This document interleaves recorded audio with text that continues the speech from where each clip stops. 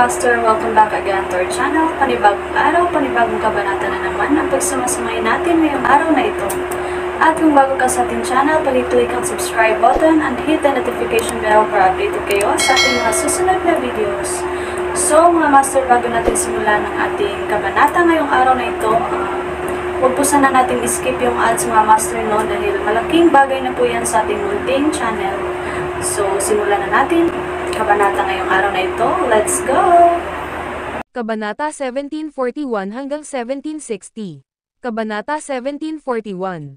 Pagkatapos kong gawin ito, magbakasyon tayo ng 1 linggo dahil mahalaga na mapanatili ang balanse sa trabaho-buhay. Pagdating ng oras, hindi na mag-iisip ng kung ano-ano pa at mag-enjoy na lang tayo. Talaga, gulat na tanong ni Wendy na kumikinang ang mukha. Nang may kagalakan, kailan ka pa nagsinungaling? Tumawa si Jasper. Sige, deal. Magsasaliksik tungkol sa kung saan tayo dapat pumunta, mas mabuting hindi ka na maghanap ng mga dahilan. Excited na sabi ni Wendy. Ayoko. Nakangiting sabi ni Jasper. Ding. Bumukas ang pinto ng elevator. Tumigil sa pagtawa sina Jasper at Wendy at isang seryosong ekspresyon ang bumungad sa kanilang mga mukha. Paglabas nila ng elevator, nasa magkabilang gilid ng koridor ang opisina. Mga puwang na dumarami, masikip. Ang mga karaniwang lugar ng opisina na may mga ordinaryong empleyado ay may maliliit at katamtamang antas na mga cubicle, pati na rin ang mga tagapamahala na may dedikadong opisina para sa kanilang sarili. Itinampok din ito ang katotohanan na ang bilang ng mga tauhan ng JW ay lumalaki at nagiging mas komplikado sa araw. Bukod dito, ito ang palapag kung saan matatagpuan ang opisina ni Jasper, ang direktor ng kumpanya. Kung ganito ang kaso dito, maiisip na mas masikip ang ibang palapag. Wala pa kasing tao noong ako huling dumating dito, gulat na sabi ni Jasper. Ang JW ay mabilis na lumalawak, at kailangan namin ng lakas tao mula sa iba't ibang larangan.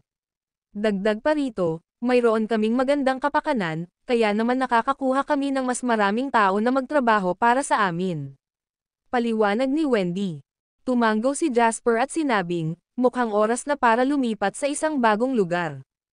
Pagbati Mr. Lane, MS. Schuler. Mr. Lane, bumalik ka na. Masaya akong makita ka MS. Schuler. Saan man maglakad sina Jasper at Wendy, ang mga empleyado ay nakatayo sa magkabilang gilid ng daanan at magalang nababati sa kanila. Nagawa ni Wendy na pangalanan ang karamihan sa mga tao doon, ngunit napagtanto ni Jasper na siya. Hindi kilala ng marami sa kanila. Hello everyone. Nakangiting tumanggo lang si Jasper sa mga tao. Ang lugar ay sumabog sa mga talakayan pagkatapos niyang umalis. Ang ilang maliliit na batang babae na mahilig magchismis ay nagsama-sama at pinigilan ang kanilang pananabik. Sabi nila, wow, si Mr. Lane ba yun? This is the first time I got to see our boss since I joined. Balita ko wala pa siyang 30. My goodness. He looked much more handsome than on TV and magazines. Tama, nginitian ako ni Mr. Lane kanina, dapat kinunan ko ng litrato. Sa tingin mo ba ay makakakuha ako ng autograph na larawan mula kay Mr. Lane? Novel drama. Anong iniisip mo? Sa tingin mo, si Mr. Lane ay isang random na celebrity. Ikaw ba? Alam mo ba kung magkano ang halaga ng pirma niya? Magkano ang halaga nito? May gustong bumili nito. Idiot, bakit si Mr. Lane basta-basta magbibigay ng kanyang mga pirma? Hindi lang siya pumipirma ng kahit ano, hindi mo ba alam iyon? Hindi nakakagulat na nakatanggap ka lang ng good sa iyong on-job assessment noong nakaraang araw. Nako, huwag na nating pag-usapan iyon. Sobrang sama ng loob ko, kung hindi ako makakakuha ng excellent, sa susunod, ang sahod ko ay I-adjust. Pagbalik sa opisina, marahang hinaplos ni Jasper ang mukha niyang namamanhid dahil sa ngiti na pinanatili niya. Pagkatapos ay kinuha niya ang tasa mula kay Wendy at naglakad patungo sa floor-to-ceiling glass window at umupo sa sofa. Nang tumingin siya sa abalang South Face River, tumawa siya at sinabing, "This is my kingdom." Kamahalan, sinong ministro ang gusto mong makaharap sa susunod? Naiinip na tanong ni Wendy. Ang video na ito ay edited by Urban Storytelling. Kabanata 1742. Tawagan mo muna si Malcolm, siguradong maraming gustong palabasan ang lalaking ito. Hindi dapat hayaang magdusa ang dayuhang lalaking ito, bumantong hininga si Jasper at sinabi. Napangiti si Wendy saglit na sinabi, dapat nga itong hinahanap-hanap. Tatawagan ko siya ngayon. May kumatok mula sa pinto ng opisina pagkaalis ni Wendy.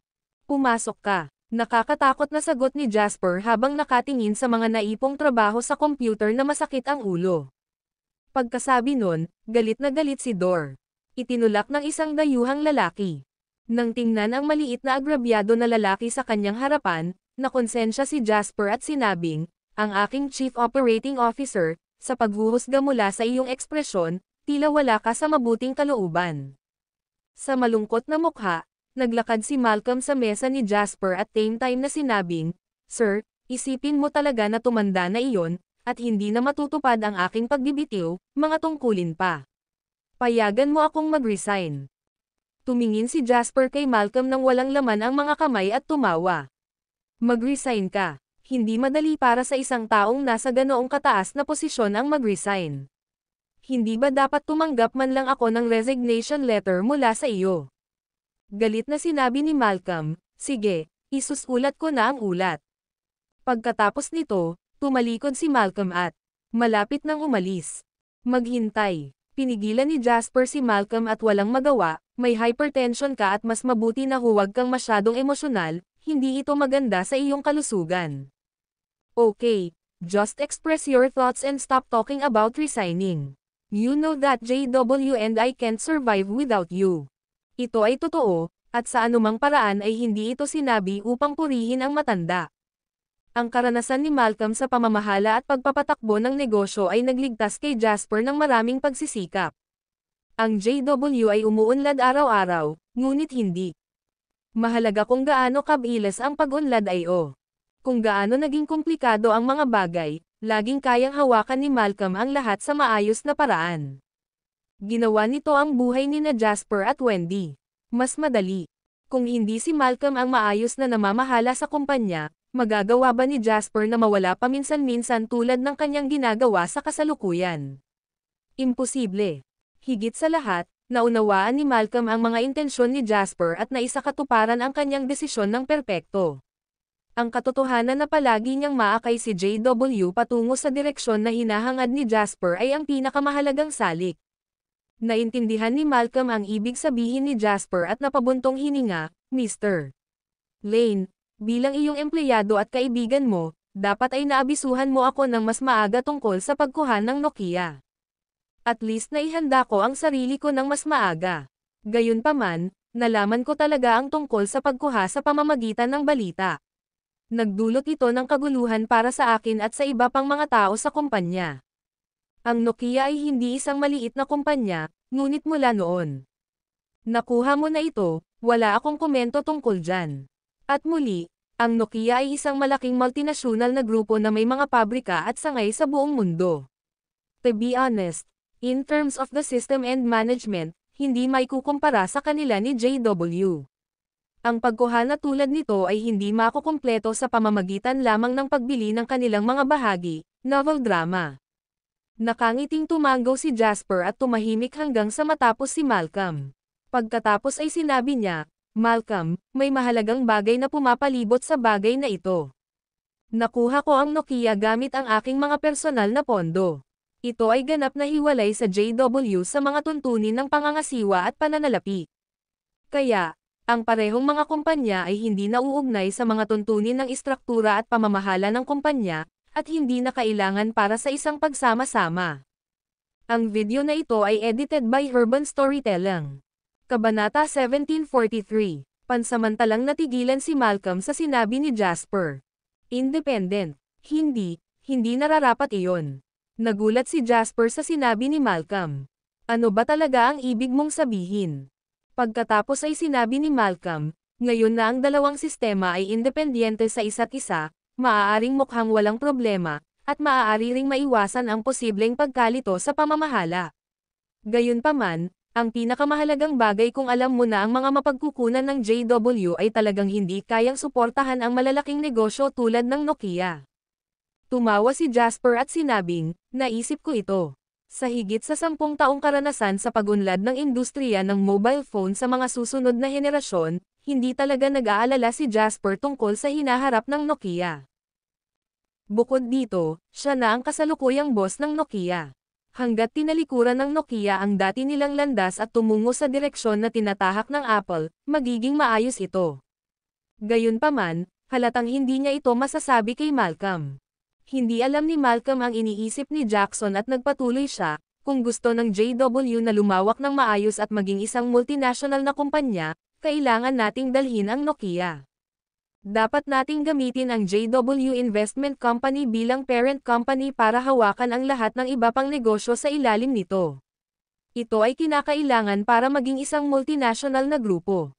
Ang pangunahing benepisyo na may dudulot ng Nokia para sa JW ay ang pandaigdigang reputasyon nito. Sa mga tuntunin ng mga pisikal na negosyo, ang Nokia ay mayroon ng kakayahang kilalanin ng mga tao sa buong mundo, ngunit ang JW ay hindi. Sa makatuwid, ang pinakamaginhawa at pinakamabilis na paraan para sa JW upang makapunta sa ibang bansa ay ang paggamit ng reputasyon at lakas ng Nokia. Isinasantabi ang iba pang aspeto, mayroon ng mga sangay at pabrika ang Nokia sa novel drama. 12 ng mga bansa sa buong mundo at ito ay mga mapagkukunan na wala sa JW. Gaano karaming lakas tao, materyal at pinansyal na mapagkukunan ang maaaring may save ng JW sa pamamagitan ng pagsasamantala nito. At saka, kung ang JW ay umaasa lamang sa mga kasalukuyang subsidiary nito, ilang taon pa ba ang aabutin kung ihahambing? Dahil sa pahayag ni Malcolm, naging mataimtim ang ekspresyon ni Jasper. Kailangan niyang aminin na hindi niya isinasaalang-alang ang mas malaking larawan ng lubusan. Sa kabila nito, perpektong itinuro ni Malcolm ang problema na hindi niya pinapansin. Pagsasaalang-alang, nang makita niya ang magkadikit na kilay ni Jasper, nagpatuloy si Malcolm. Boss, maiiwasan talaga natin ang kompetisyon sa mga mapagkukunan sa pamamagitan ng paghihiwalay ng parehong kumpanya. Gayunpaman, ang pinakamalaking pagkakaiba sa pagitan ng JW at ng iba pang mga kumpanya ay ang aming pangunahing mapagkukunan ay hindi tungkol sa mga tatak o produkto sa ilalim namin, ngunit sa iyong sarili. At tiyak na hindi mo maaaring iwanan ang Nokia na mag-isa upang pamahalaan ang sarili nito. Kaya't kailangan pa rin nating hawakan ang anumang mga mapagkukunan na magagawa natin. Ang pinakamahusay na solusyon ay para sa JW na makuha ang Nokia ng buo at muling isaayos ang pamamahagi ng mga mapagkukunan sa aming sariling paraan. Makalipas ang mahigit 10 minuto, lumabas si Malcolm sa opisina ni Jasper. Sa parehong hapon, isang dokumento na inisyu mismo ni Jasper ang inihatid sa lahat ng empleyado ng lahat ng mga subsidiary ng JW. Si Malcolm ay hindi na magiging Chief Operating Officer ng JW Investment Company at siya ay mapopromote bilang Deputy Director upang mamahala sa pagtulong sa direktor sa pang-araw-araw na operasyon at pamamahala ng kumpanya. Kung nangyari ito sa ibang mga kumpanya, ang naturang promosyon ay talagang ituring na isang demotion. Kahit na ang isang hanggal ay malalaman na ang Chief Operating Officer ay may higit na kapangyarihan kaysa sa Deputy Director. Gayunpaman, ito ay ibang kaso para sa JW. Si Jasper ay bihirang lumahok sa pang-araw-araw na operasyon at pamamahala ng kumpanya, kaya't hawak lamang ni Malcolm ang titulong Deputy Director, habang isinasagawa ang kapangyarihan ng isang direktor. Ang posisyon na ito ay pribadong tinukoy bilang posisyon ng isang potensyal na kahalili ng lahat sa JW, at ito ay itinuturing na isang mahalagang posisyon para sa Jasper upang subukan ang kanyang mga potensyal na kahalili. Ang video na ito ay edited by Urban Storytelling. Kabanata 1744. Ang pagpayag kay Malcolm na kunin ang posisyon na ito ay tila ang pinaka-imposible ngunit pinakalohikal na desisyon. Sa parehong gabi, ipinaliwanag ni Jasper kay Wendy ang tungkol sa kanyang desisyon sa kanilang pagbabalik sa sasakyan.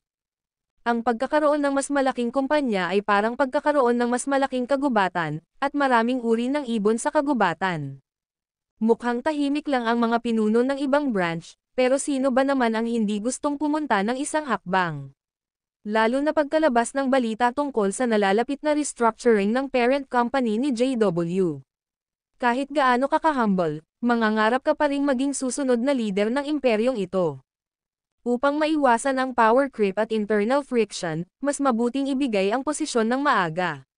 Sa ngayon, si Malcolm ang pinakamahusay nating kandidato.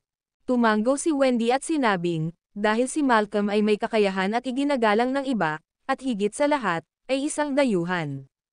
Ngumiti si Jasper. Hindi lang iyon, hindi na siya ganoon kabata at sa mga paghihigpit ng kanyang nasyonalidad, malabong sanayin namin siya para maging kahalili ni JW. Alam na rin niya ito, kaya naman ang kanyang pananaw ang pinaka-neutral at tunay. Sinabi ni Wendy na hindi nasisiyahan, napakabata mo pa, bakit mo iniisip na maghanap ng mga kahalili? Umiling si Jasper at nagpaliwanag, hindi tungkol doon. Kung hindi sasailalim si JW sa restructuring, mananatili ang lahat gaya ng dati, ngunit kapag nagawa na namin, kailangan kong magbitiw bilang direktor ng parent company at maging chairman ng board. Kaya siguradong gutom ang mga mata. Nakatitig na sa posisyon ng direktor. Sa totoo lang, gusto kong tumaas ka bilang direktor. Agad namang umiling si Wendy pagkarinig nun. Ayoko, marami na akong sapat sa plato ko at nababaliw na ako. I drop ang ideya ng direktor. The thing is, if you step up as director, the head of financial affairs position will have to be given away. Then again, this position is more important than the director in my opinion. Hanggat narito ako, anumang oras ay maaaring palitan ang direktor, ngunit ito ay isa pang kwento para sa pinuno ng mga ugnayang pananalapi. Kung ang kukuha sa posisyon na ito ay hindi isang taong lubos kong pinagkakatiwalaan, kung may mangyari man, huli na ang lahat sa oras na ating mapagtanto. Nang makita niya ang pagod na ekspresyon ni Jasper, malumanay na sinabi ni Wendy, sige, huwag mo nang masyadong isipin iyon dahil nakapagdesisyon ka na. Naging abala ka buong araw mula nang pumasok ka sa opisina, kaya magpahinga ka ng mabuti. Maaari tayong mag-iwan ng mga bagay hanggang bukas. Bukas ang huling araw ng lockdown order. Bahagyang kumunat ang noo ni Jasper at nilingan ang mabilis na pagbabago ng Street View. Hindi sapat ang oras. Pag-uwi, gising pa rin si Dawson, gaya ng inaasahan. Sinalubong siya ni Jasper pagka-uwi nila. Bumalik ka na. Ibinaba ni Dawson ang mga dokumento sa kamay at sinabi kay Jasper. Bumalik na ako. Umupo si Jasper sa tapat ni Dawson at sinabing, good to see you, gutom ka ba? Gusto ng hapunan? Ayos lang, naghapunan na ako at hindi rin ako nagugutom. Nagpatuloy ang dalawa sa pag-uusap tungkol sa ilang casual na paksa ngunit wala ni isa sa kanila ang nagbanggit ng anuman tungkol sa kumpanya. Hindi rin tinanong ni Dawson si Jasper kung ano man ang ginagawa niya sa labas. Dahil dito, mas naging komportable sila sa isa't isa matapos ang isang oras na pag-uusap. Itinuring na nila ang isa't isa bilang pamilya at maraming bagay ang hindi na kailangang sabihin ng malakas. Ang isang casual na chat ay higit pa sa sapat nang sila ay nagkita. Kinabukasan, nagmamadaling lumabas ng bahay si Jasper pagkagising niya. Hindi siya pumunta sa opisina bagkus ay isang mahalagang tao ang pinuntahan niya. Ang taong ito ay sadyang lumipad sa NORTST. O Meet Jasper in Person, novel drama. Ito ang kalihim ng SBS Bank. Tony Pratt, Mr. Pratt. Nakilala ni Jasper si Tony sa isang guest room ng hotel, at inabot niya ito para batiin muna si Tony. Ang video na ito ay edited by Urban Storytelling. Kabanata 1745. Tumawa si Tony at kinamayan si Jasper ng malakas bago sinabing, ikaw na bata, mukhang marami ka nang nagawa sa pagkakataong ito. Halos makulong ako sa sarili ko, wala akong ideya kung paano ipaliwanag ang lahat ng mga paghihirap. Tumawa si Jasper. Sige, parang napakadali mo. Natatakot pa rin ako na baka umatras kapag katapos makaharap ng ilang mga hadlang, pero mali yata ako noon. Masayang sabi ni Tony. Hindi ako makaka-back out kapag marami. Mga taong sumusuporta sa akin, sabi ni Jasper. Seryoso, ang sarap pakinggan. Inakay ni Tony si Jasper sa guest hall para maupo at sinabing, ngayon ang huling araw ng temporary lockdown order. Dahil magbubukas muli ang JW Foundation bukas, may inihanda ka na ba? Hindi. Napakunot naman ang noo ni Tony sa sagot ni Jasper. Nakangiting ngumiti si Jasper, Mr. Pratt, pareho tayong matalino sa mga bagay-bagay, kaya laktawan ko ang mga formalidad. Tanungin kita Mr. Pratt, Kung ikaw ang nasa posisyon ko, anong klaseng paghahanda ang gagawin mo? Nagulat si Tony sa sinabi ni Jasper. Kailangan kong magkaroon ng isang bagay sa aking kamay para ihanda ko. Ipinakita ni Jasper ang kanyang mga kamay at sinabing, ngunit ngayon, wala akong pera o kapangyarihan, kaya ano ang may hahanda ko? May inis na ekspresyon si Tony nang siya. Narinig mo ito, sabihin mo lang kung kailangan mo ng pera. Huwag magpatalo sa paligid ng bush. Tumawa si Jasper, sinisikap ko lang na maghanap ng mas magandang dahilan haha. Agad na naging solemn na ang ekspresyon ni Tony. Frankly speaking, I am here to fulfill your requests as per my orders. Pero, kung masyadong mataas ang amount, hindi na natin magagawa, so we'll have to negotiate. Oo naman, paano ang tungkol sa 10,000 bilyon? Natigilan si Tony sa sinabi ni Jasper. USD. Ang sunod na lumabas sa bibig ni Jasper ay nagpadilim ng ekspresyon ni Tony. Pinagtatawanan mo ba ako? Sabi ni Jasper na may mahirap na ekspresyon, Mr. Pratt, alam mo na ang mga kalaban na kinakaharap ko ngayon. Pinaglalaroan ako ng Wall Street para tanga sa pagkakataong ito, kaya sa totoo lang, marami ba iyon?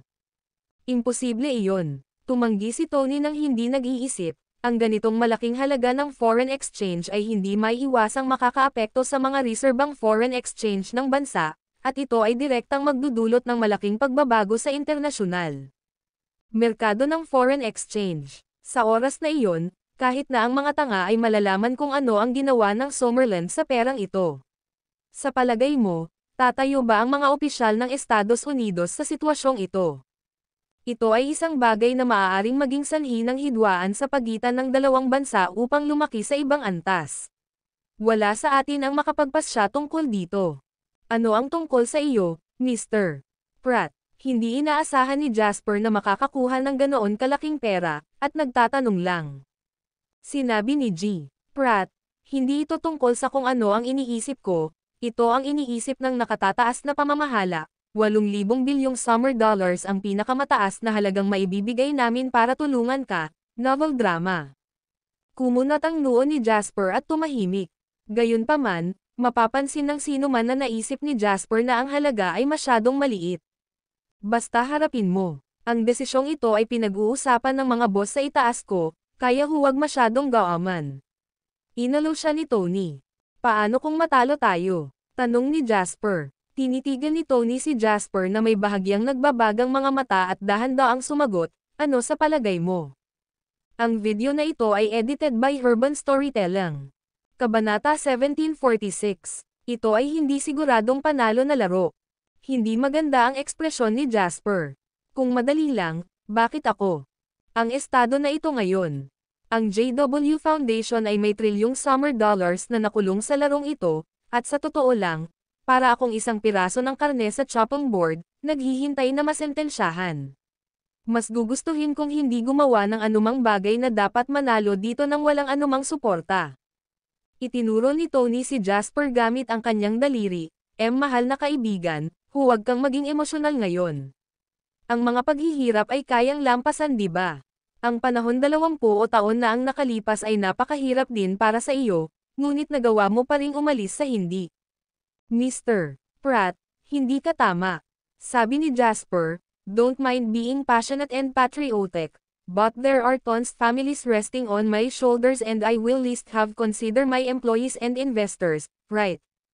Madilim ang ekspresyon ni Tony habang nagtatanong, ano ang gusto mo?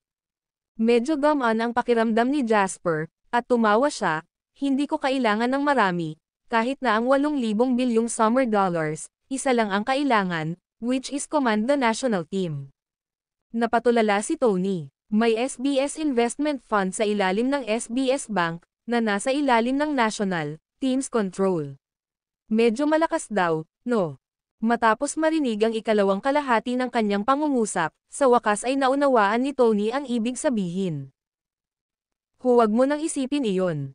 Itinaas ni Tony ang kanyang boses, kahit na wala kang access upang pakilyusan ang investment fund na iyon, at ang mga pamamaraan ay mas komplikado kaysa sa iyong iniisip.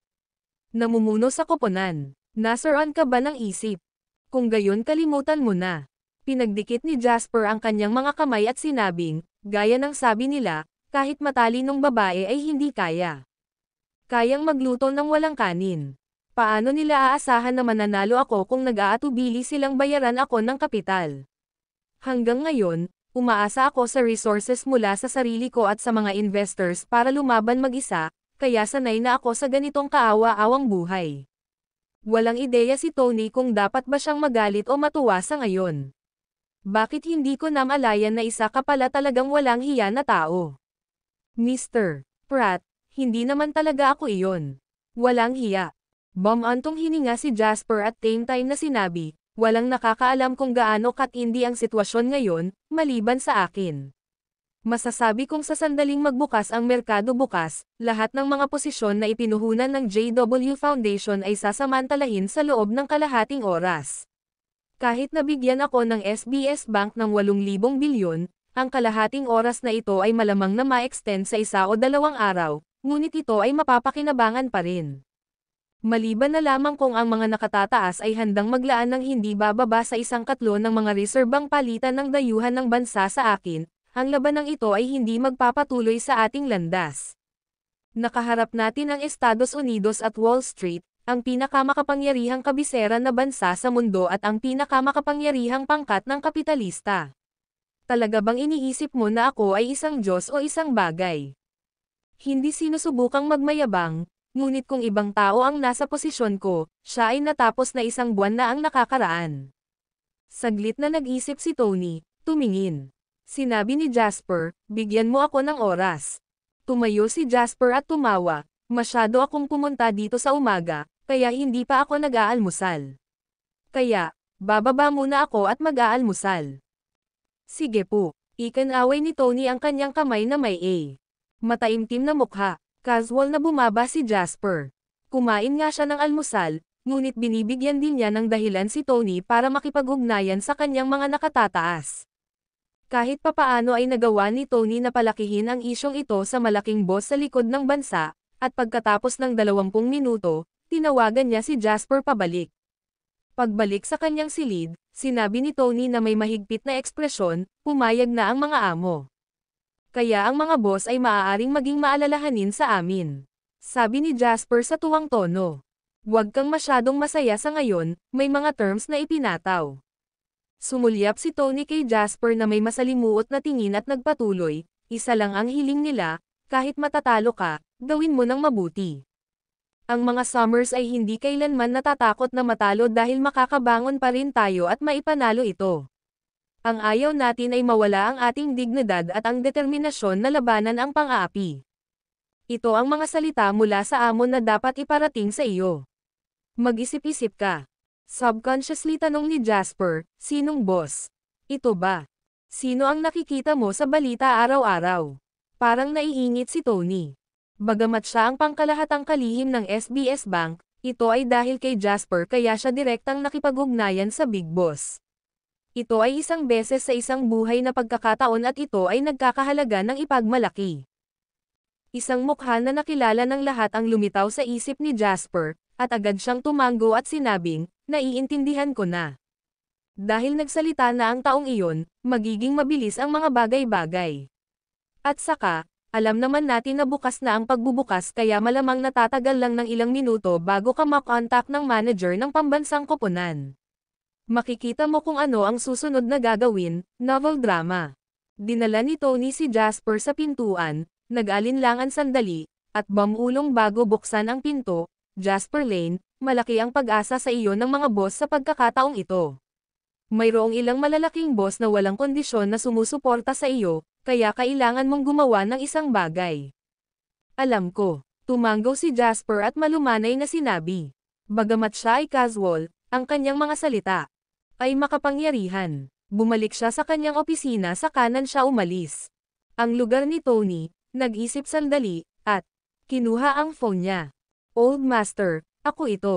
Jasper. Ang masiglang tawa ni Old Master Lo ay dumating sa telepono, sabihin mo lang, basta hihilingin mo ito, buong suporta ang ibibigay sa iyo ng pamilyang Lo. Halatang alam ni Old Master Lo kung bakit siya pinatawag ni Jasper. Huminga ng malalim si Jasper at sinabi habang sinusubukang pigilan ang kumukulo na dugo sa kanya, "Old Master, kailangan kong baliin ang gulugad ng Estados Unidos sa pagkakataong ito." Tumawa ng malakas si Old Master Lo at sinabing, "Gaano ka-ambisyosa? Pero hindi ito magiging madali. Ang pag-asa lamang sa mga panlabas na kadahilanan ay malinaw na hindi sapat, ngunit ang ekonomiya ng Estados Unidos ay may problema sa sarili nito." Sa isip ni Jasper, magkakaroon ng bagyo na dadaan sa buong mundo. 7 taon. Ang kasunod na pag-urong na ito ay tatawaging pinakamalaki at pinakamapanganib na krisis pang-ekonomiya sa kasaysayan ng sangkatauhan. Ito ay dahil sa paglitaw nito kung kaya't ang ekonomiya ng Estados Unidos ay nagsimula sa isang pababang landas, at hindi ito bumagal hanggang sa 2020 nang muling isinilang si Jasper. Ito ay kilala bilang subprime crisis. Ang video na ito ay edited by Urban Storytelling. Kabanata 1747.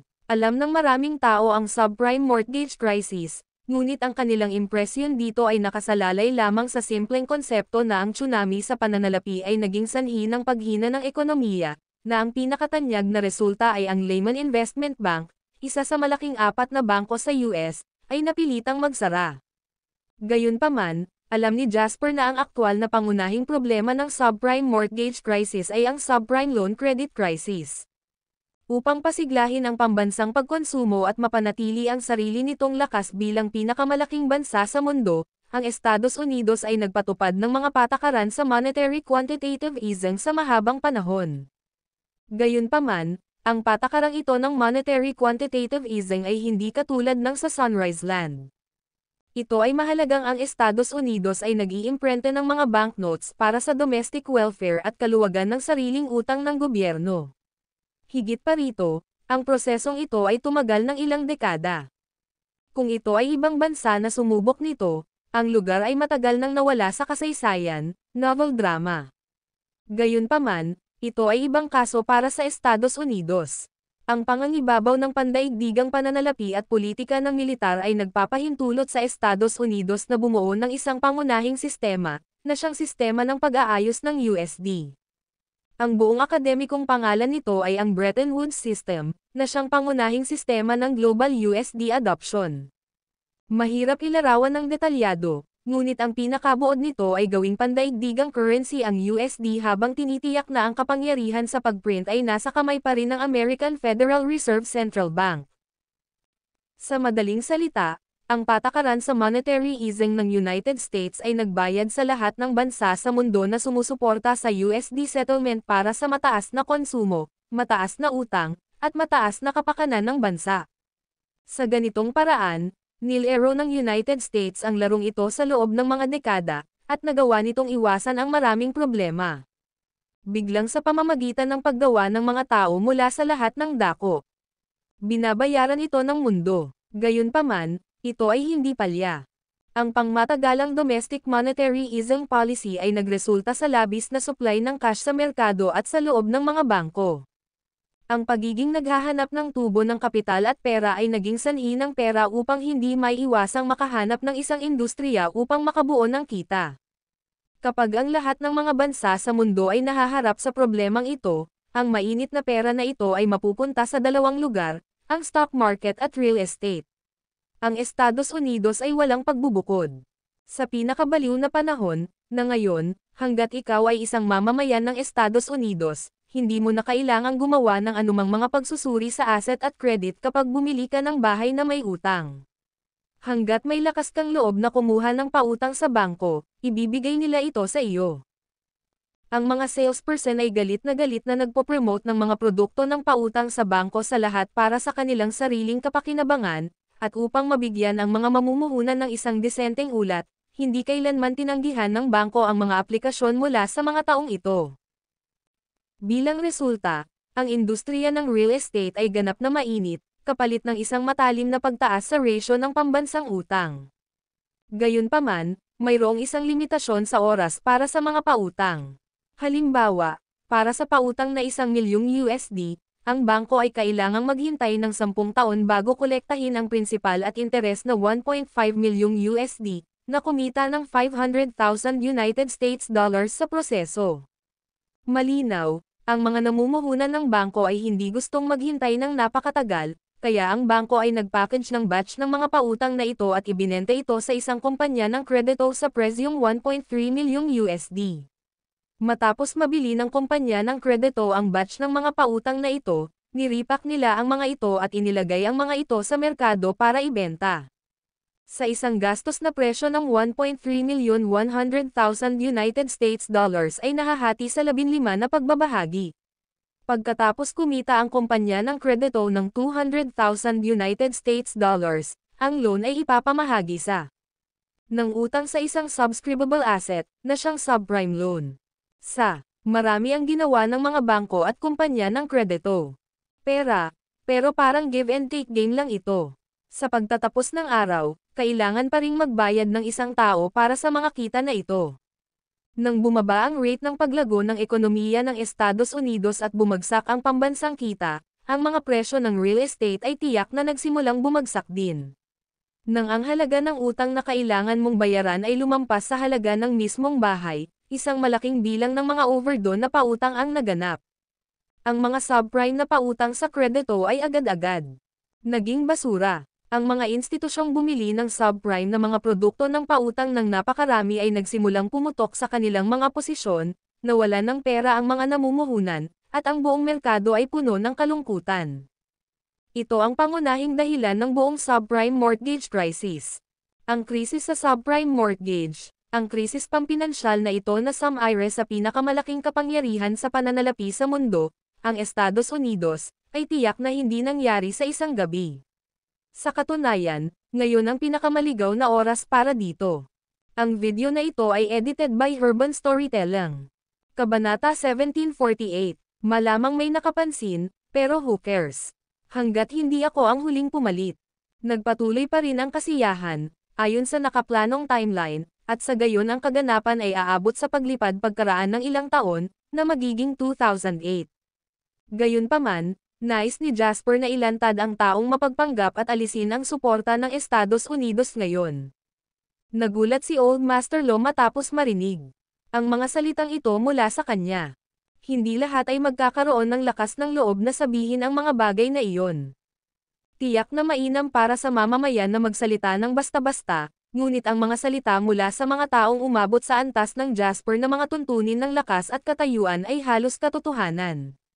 Kahit na ang mga mapagmataas ay hindi maglalakas loob na magsalita sa anumang bagay kahit na banayad na nauugnay sa pagsira sa pinansyal na suporta ng Estados Unidos. Gayunpaman, hindi ginawa ni Old Master Lo. Tanong nito ng detalyado. Sa halip, nagtanong lang siya. Isang simple. Ipinakita ng 7 salitang ito ang lahat ng kanyang suporta at pagtitiwala kay Jasper. Si Jasper, na nakadama ng pagmamahal, ay huminga ng malalim at sinabing, Old Master Lo, ang kailangan mo lang gawin at ng mga batas ay subukan ang iyong makakaya upang maikli ang subprime credit market sa United States. Iyon lang, novel drama. Natahimik sandali si Old Master Lo. Saka nagsalita, sige, tatanungin ko si Zach Arity. O makipag-ugnayan sa iyo. Hindi man lang siya nagtanong kung bakit, hindi rin siya nagtanong tungkol sa posibilidad na mangyari ito. Matagumpay. Naikuyom ni Jasper ang kanyang mga kamao. Sa suporta at pagtitiwala lang mula sa Old Master Lo, kailangan niyang subukan ang kanyang makakaya para magkaroon ng magandang kinabukasan. Pagkatapos niyang tapusin ang tawag kay Old Master Lo, gumawa siya ng pangalawang tawag. Ang tawag kay Gale. Sinagot ng kanyang Chamberlain ang telepono. Matapos ipasa ang mensahe, kinailangan pang maghintay ni Jasper ng ilang sandali bago dumating si Gale sa linya. Ayokong sagutin ang telepono. Nang malaman kong ikaw ang tumatawag, Sly Child. Natawa si Jasper matapos marinig ang boses ni Gale.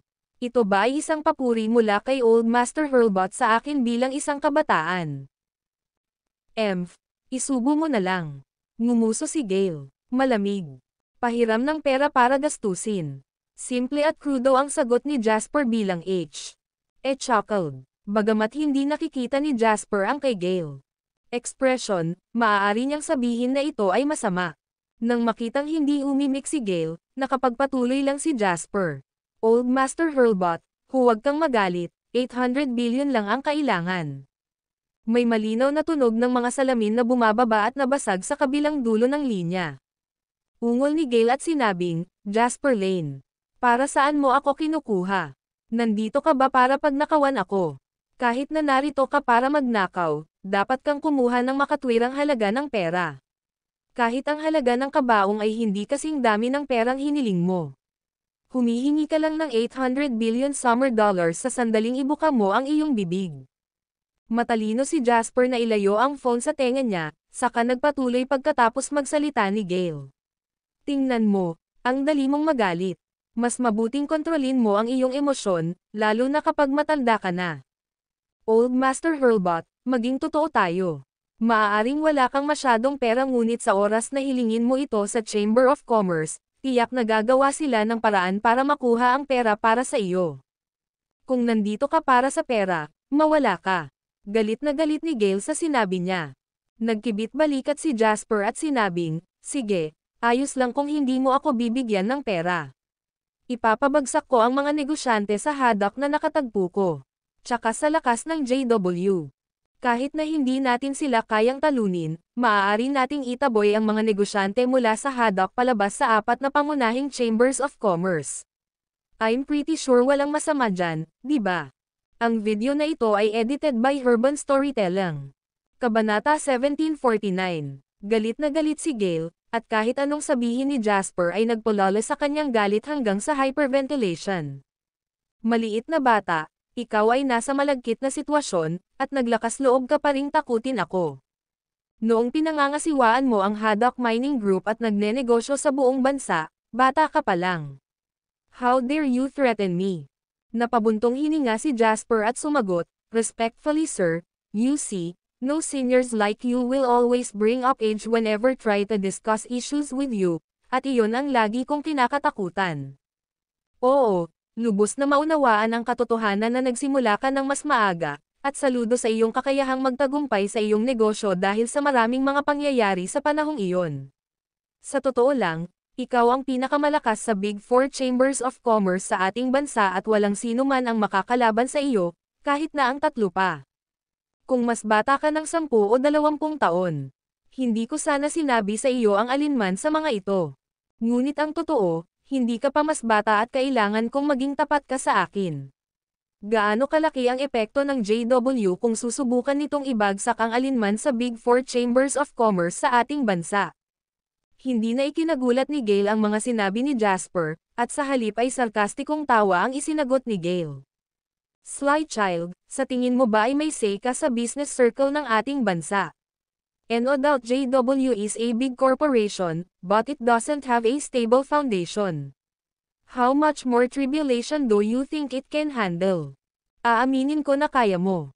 Walang mag-aakalang makakapagtayo ka ng isang malaking korporasyon na ganito sa maikling panahon. Oo, malaki ang korporasyon, ngunit ito ay isang walang laman na istruktura. Ilang oras ka ba talaga nagkaroon ng matatag na pundasyon para sa iyong kumpanya? Gusto mong sirain si Haddock?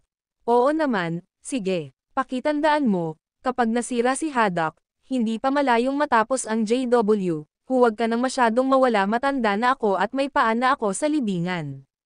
If were to attack your company first, it would mean that is jealous of you. However, here you are trying to challenge me, so who will judge me even if fight back? Itong matandang lalaki, kumunat ang noo ni Jasper. Masyadong mahirap hawakan ang sitwasyong ito. Ngunit mabuti, ginawa niya ang kanyang haddock mula sa simula gamit ang kanyang sariling 2 kamay. Paanong ang isang tulad niya ay madaling talunin? Sa pinakamahabang panahon, naging malabo ang relasyon ni Jasper at Gale, hindi sila magkakaibigan o magkaaway. Sinamantala nila ang isa't isa ngunit laging nakataas ang kanilang mga depensa. Sila ay higit na katulad ng 2 kakompetensya, 2 sa pinakamalakas na kakompetensya sa larangan ng negosyo. Walang ganap na kaaway o kaibigan pagdating sa negosyo. Sa ilang mga paraan, kailangang pasalamatan ni Jasper si Gale para sa kanyang tagumpay. Hindi kailanman tinatrato ni Gale si Jasper bilang kanyang kaaway, at nanatili siya sa labas ng paraan ni Jasper noong lumalaki pa si JW. Noon, napakadali para kay Gale na ilagay sa alikabok ang lahat ng pagsisikap ni Jasper, ngunit hindi niya ginawa. Hoy Old Master Hurlbut, sinabi ko sa iyo na huwag kang magpagod. Tingnan mo, hindi ka ba masyadong emosyonal ngayon? Napabuntong hininga ulit si Jasper. Hindi ko sinasadya na walang bayad ang utang. Alam kong malaking halaga ito, ngunit nagawa ko na ang aking mga kalkulasyon. Bagamat malaking halaga ito para sa Haddock, hindi ito magkakaroon ng anumang malalaking implikasyon. Ibabalik ko ang buong halaga. Bigyan mo ako ng kalahating buwan. Ibabalik ko ang 100 bilyon, na may kasamang interes na higit sa 20%. Paano iyon tunog? Lahat ay mabuti. May gustong sabihin si Gale, ngunit nagpatuloy si Jasper. Old Master Hurlbut, huwag magmadali, hayaan mo akong matapos. Siyempre, ako. Hindi hihingi ng 80 bilyong pautang mula sa wala kang dala, may ibibigay ako sa iyo bilang deposito. Ngunit maaari ba nating pag-usapan ito mamaya kapag sumali ang ibang mga kumpanya? May ilan pang mga partido na interesado. Magsasama-sama ba tayo sa isang video call para pag-usapan pa ang tungkol dito? Kumunot ang noo ni Gale at sinabing, nagsisimula ka palang humingi ng tulong sa labas ngayon. Magsisimula na ang trading bukas. Mayroon ka bang sapat na oras? Ngumiti si Jasper. Magagawa lang ang ilang mga bagay sa pinakahuling minuto, kung hindi, maaaring magbago ang isip ng mga tao kung may oras silang mag-isip muli. Ang pamamaraan ko ay talakayin at gumawa ng mga desisyon bago ang isang araw at simulan kaagad ang lahat sa susunod na araw. Wala nang oras upang muling isaalang-alang, at huli na para gumawa ng anumang bagay kung pagsisihan nila ito. Kita mo, ganyan ang paraan upang maiwasan ang pagbabago. Tumalbog na bata, maganda kung gagamitin mo ang lahat ng masalimuot mong pag-iisip sa tamang lugar. Ibinaba ni Gale ang tawag pagkatapos niyang tapusin ang kanyang pangungusap. Gayunpaman, hindi niya tinanggihan ang panukala. At nasa kalagitnaan na sila, novel drama. Ngayon ay oras na para makipag-usap sa iba pang mga kumpanya pagkatapos makakuha ng berdeng ilaw mula kay Gale. Sa totoo lang, ang iba ay walang mga tagalabas, ito ay ang iba pang mga tao na namamahala sa Big Four Chambers of Commerce. Naroon ang munting prinsipe, si Lord Alvarado, isang mataas na antas na executive mula sa bawat isa sa malaking 4 na komersyal na bangko, at si Tony mula sa SBS Bank. Bukod sa kanila, naroon din si Adele, na sabik na sumali. Si Gale ang pinakamahirap pakisamahan kaya naman unang kinausap siya ni Jasper. Kailangan niyang siguraduhin na walang gagawin si Gale para sabotahe ang pagpupulong. Ngayong naayos na ito, nag-utos si Jasper at inayos ang virtual meeting makalipas ang kalahating oras. Nakatanggap din ng tawag si Jasper mula kay Zachary. Sa loob ng kalahating oras na iyon. Ang video na ito ay edited by Urban Storytelling. Kabanata 1750. Ipinarating ni Old Master Lo ang kanyang mensahe kay Zachary at tumawag lang si Zachary para ipaalam kay Jasper na tawagan siya kung may kailangan siya. Pagkatapos nito, halos ipinaliwanag ni Jasper ang kanyang plano kay Zachary at ipinadala sa kanya ang link ng meeting para makasali siya sa meeting. Nasa meeting room na ang lahat ng kinauukulan. Lahat sila ay inihanda at naupo sa harap ng web camera nang sumali si Jasper. Ang malaking 4 na komersyal na bangko ay may mas mahigpit na pamamaraan para sa mga pagpupulong. Ang kanilang mga pagpupulong ay dinaluhan hindi lamang ng isang tao mula sa nangungunang pamamahala, kundi pati na rin ng isang grupo ng mga tao na may pananagutan sa pag-record at pagsusulat ng lahat ng sinabi sa pulong.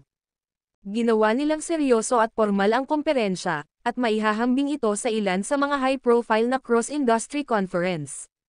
Napasulyap si Jasper kay Gale, na casual na umiinom ng kanyang tsaa. Lahat, bukas ay ang araw upang magpasya sa buhay o kamatayan ng few. Kaya narito ako ngayon, sinusubukang tipunin ang lahat ng kapital upang matulungan ang aking kumpanya sa pinakahuling minuto. Ang munting prinsipe ay diretsong sumagot sa video conference, hindi pera ang problema ay kung magkano ang kailangan mo, kung paano mo ito gagastusin, at paano mo kami babayaran. Tumango si Jasper at sinabing, fair enough, ito rin dapat ang concern ng lahat. Kaya hindi ako magpapatalo sa paligid. Bush at ako ay maglilista ng mga alok ngayon.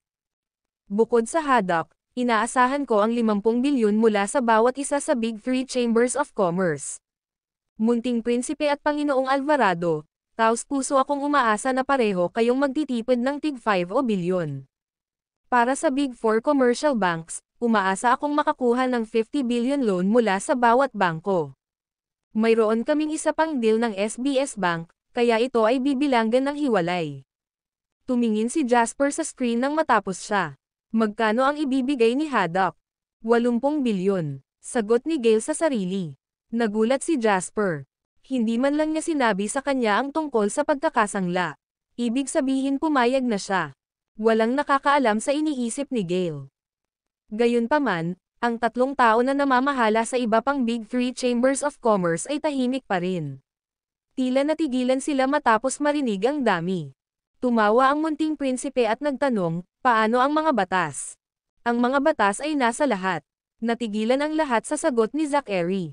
Para sa isang pamilya tulad ng mga batas, ano ba talaga ang ibig sabihin ng all-in? Novel drama. Nangangahulugan ito na ang mga batas ay nanganganib. Lahat ng meron sila para kay Jasper. Ang buong pamilya. Lahat. Ituturing lamang ng isa ang kanilang mga anak na may kaugnayan sa dugo sa ganitong paraan. Lahat, pati si Tony, ay lumingon at tumingin kay Jasper at Zachary na may kakaibang tingin. Kumaibat ang mga labi ng munting prinsipe at nagtanong, paano ang SBS Bank? Tumikim si Tony at sumagot, the top talents of SBS Bank will be under Jasper's command. Ang mga legal na dokumento tungkol dyan ay nilagdaan na. Noong una, inisip ng mga high-level executive ng malaking apat na komersyal na bangko na si Jasper ay hindi makatwiran. Gayunpaman, sa pahayag na ito, alam nila na wala silang pagpipilian kundi i-chip ang 50 bilyon. Ang video na ito ay edited by Urban Storytelling. Kabanata 1751. Sa Summerland, ang paghahangad ng gobyerno ang nangibabaw sa lahat.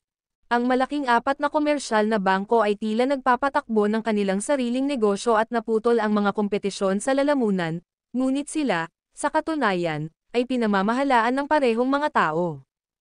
Ang patakaran ng gobyerno ang pinakamataas na prinsipyo na nagdidikta sa kanilang pag-uugali. Ito ang klasikong katangian ng isang estado.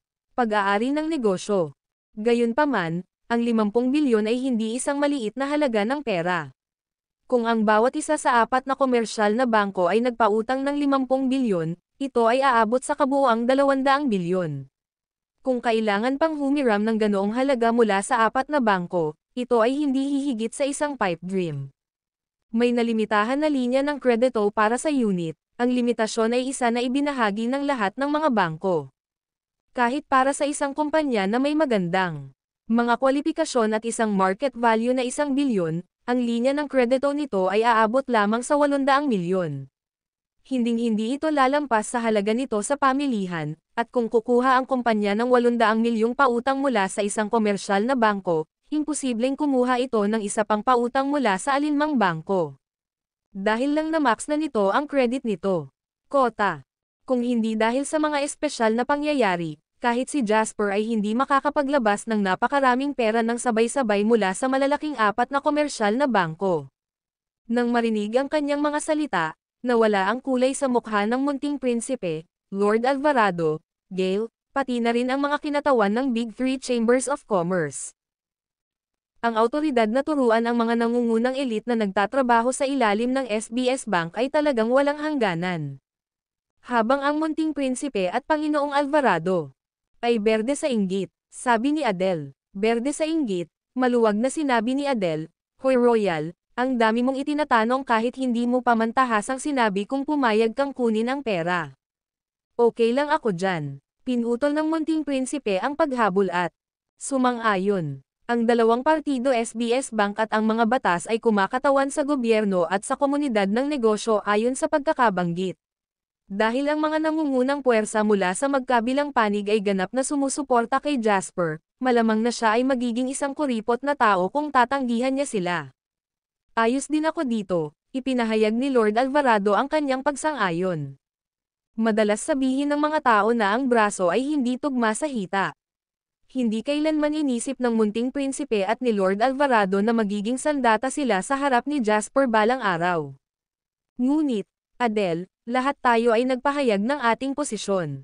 Paano ang mga Brown? Nakangiting sabi ng munting prinsipe, Novel drama. Hindi siya isang taong payag. Ilagay ang sarili sa isang dehado. Nakangiting sagot ni Adele, naglalaro ang kapatid ko sa ilang mga ibon sa likod ng kamera. Gusto mo ba siyang makausap? Agad na nagdilim ang ekspresyon ng mukha ng munting prinsipe. Sabi niya, walang dapat pag-usapan sa isang taong may kapansanan. 50 bilyon mula sa Big Three Chambers ng F-Commerce, isa pang 50 bilyon mula sa bawat isa sa malaking 4 na komersyal na bangko, at isa pang 50 bilyon bawat isa mula sa munting prinsipe at sa aking sarili ito ay isang kabuuan na 450 bilyon. Huwag kalimutan ang 80 bilyon mula kay Gail, na nagdala ng kabuuang sa 530 bilyon. Jasper, makikipag-away ka ba sa Wall Street bukas gamit ang lahat ng perang ito? Biglang tanong ni Lord Alvarado. Ang Estados Unidos, talaga. Maikling tugon ni Jasper. Pagkatapos ay nagpatuloy siya, gayunpaman, hindi kinakailangang maging Wall Street. Dahil nanghihiram ako ng pera sa halip na humingi ng mga pamumuhunan, hindi ko masasabi sa iyo ang lahat ng mga detalye. Kailangan ko lang siguraduhin na mababayaran ko kayong lahat. Sa pagsasalita, hayaan mo akong banggitin muli ang mga tuntunin ng pagbabayad at ang mortgage. Saglit na nag-alinlangan si Jasper at hindi nagmamadali, kinakalkula ang interes sa 20%, at ang panahon ng paggamit ay kalahating buwan. Sapat na ang kalahating buwan para matukoy ang tagumpay o pagkatalo. Kung manalo ako, mababayaran ko ang lahat ng pera mo. Gayunpaman, kung matalo ako, matatapos ang lahat. Kaya, iniaalok ko ang aking mga pagbabahagi sa lahat ng JW Capital at mga subsidiary nito bilang collateral. Malakas at malinaw ang bawat salitang binitawan ni Jasper. Isasama rito ang lahat ng share ng Nokia Group na kakabili ko lang.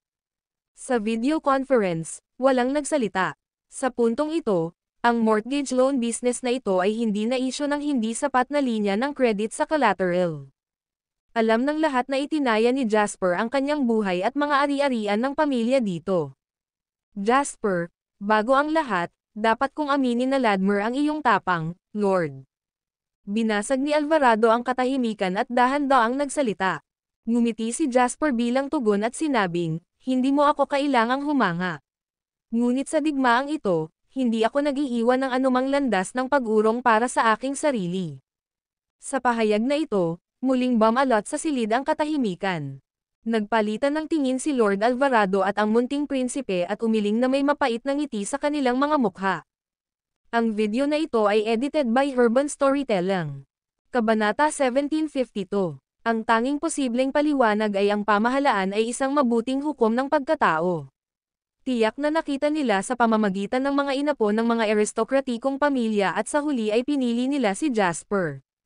Dahil ang mga inapo ng mga aristokratikong pamilya lalo na ang mga piling tao sa mga nangungunang pamilya ay ipinanganak na may makabuluhang superioridad, hindi maiiwasan na sila ay higit na may kakayahan kaysa sa mga ordinaryong tao.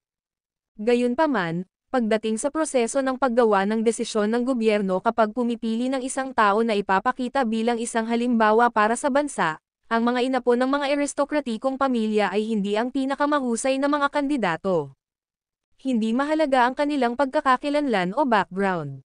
Ang kailangan lang itago ang mga salik na ito mula sa mga ordinaryong tao ay ang kagustuhan ng kanilang sarili at ng gobyerno. Ang problema ay ibibigay ba nila ang lahat kapag kailangan ng gobyerno ng taong ipaglalaban ang bansa? Ang sagot ay isang solidong hindi. Nagkaroon sila ng kanilang mga pamilya.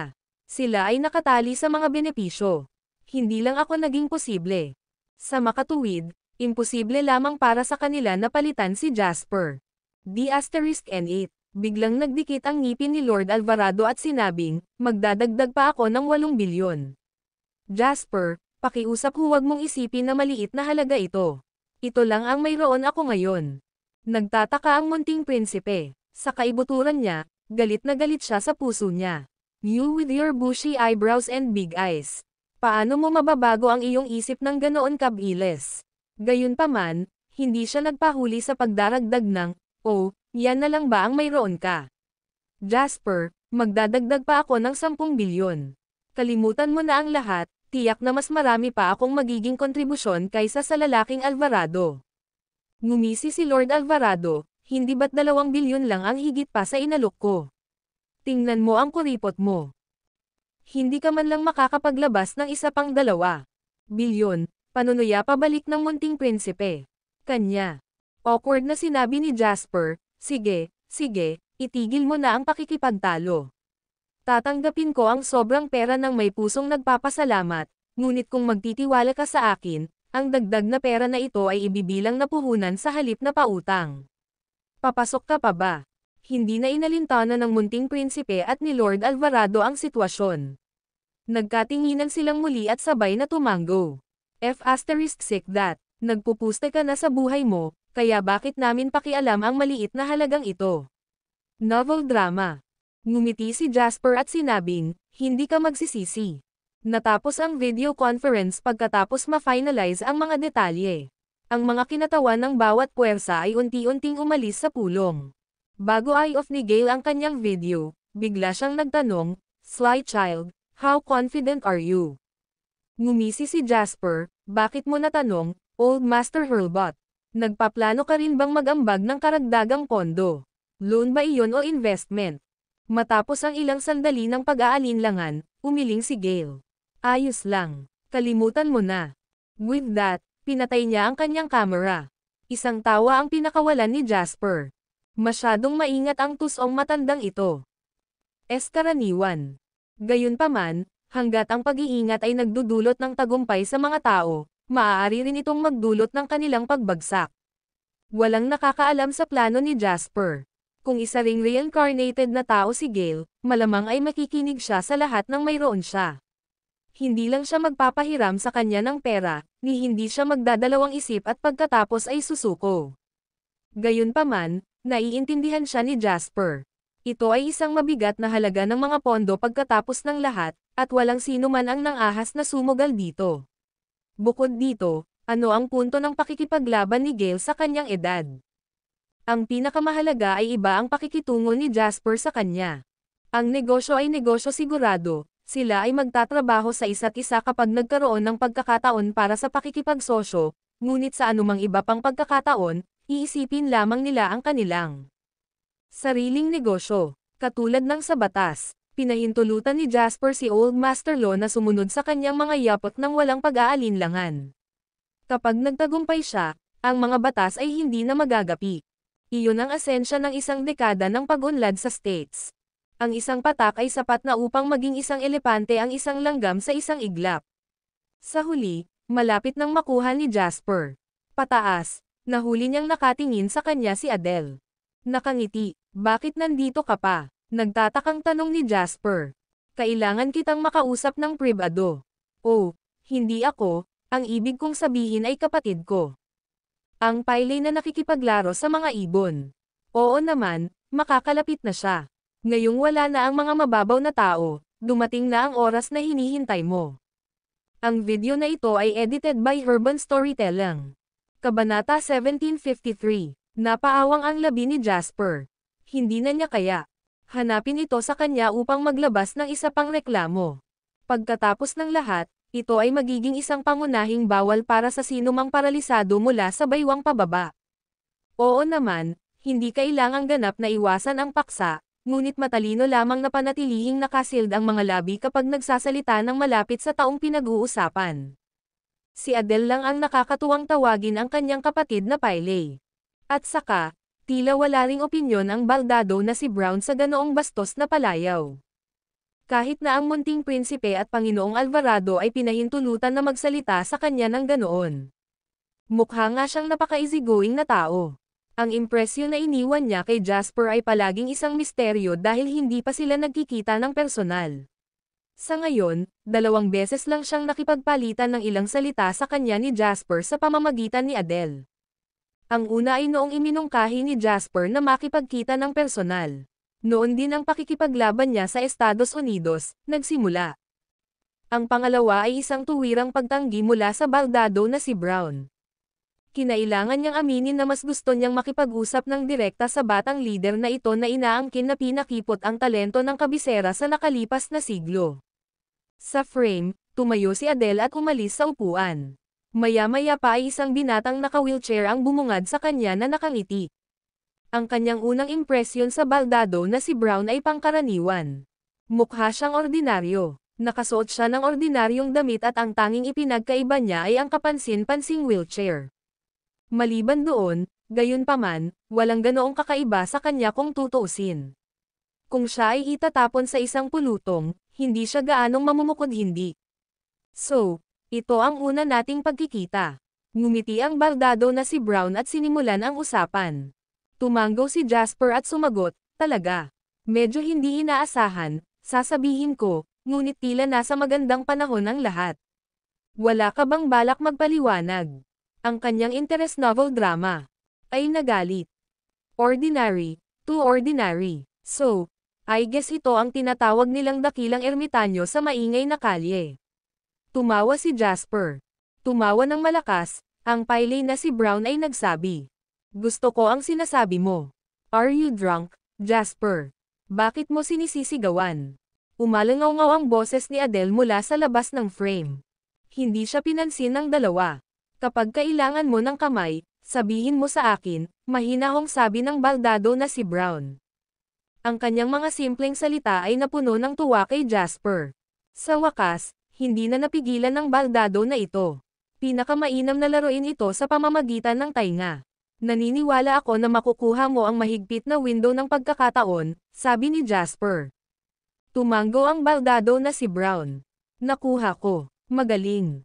Mabilis na natapos ang tawag pagkatapos ng maikling pag-uusap na ito. Nang i-end ng baldado na si Brown ang video call, nag-blow si Adele. Iyon lang ba ang sasabihin mo? Siya haft sa hindi makapaniwala. Ang video na ito ay edited by Urban Storytelling. Kabanata 1754. Oo, tapos na tayo, sabi ng baldado na si Brown, na parang hindi niya napansin na siya ay nagngangalit. Ano, hindi ko man lang naintindihan ang sinabi mo. At saka, nakakuha ka ba ng permiso para tapusin ang tawag? Hindi ko pa nga naitatanong ang mga susunod niyang hakbang. Siya ay nagsimulang dahan-dahan, pakiusap, isantabi ang iyong mga iniisip. Ito ay isang seryosong bagay at alam ng Diyos kung gaano karaming mga tao ang nakatutok sa atin.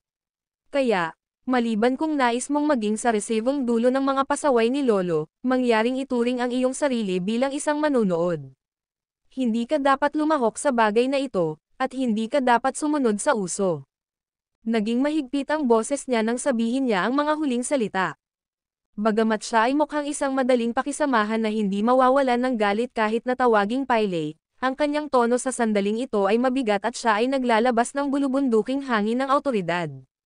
Walang galit sa kanyang mga sinabi, ngunit parang malungkot. Tinapik-tapik ni Adele ang dibdib niya at nanghihinayang sinabi.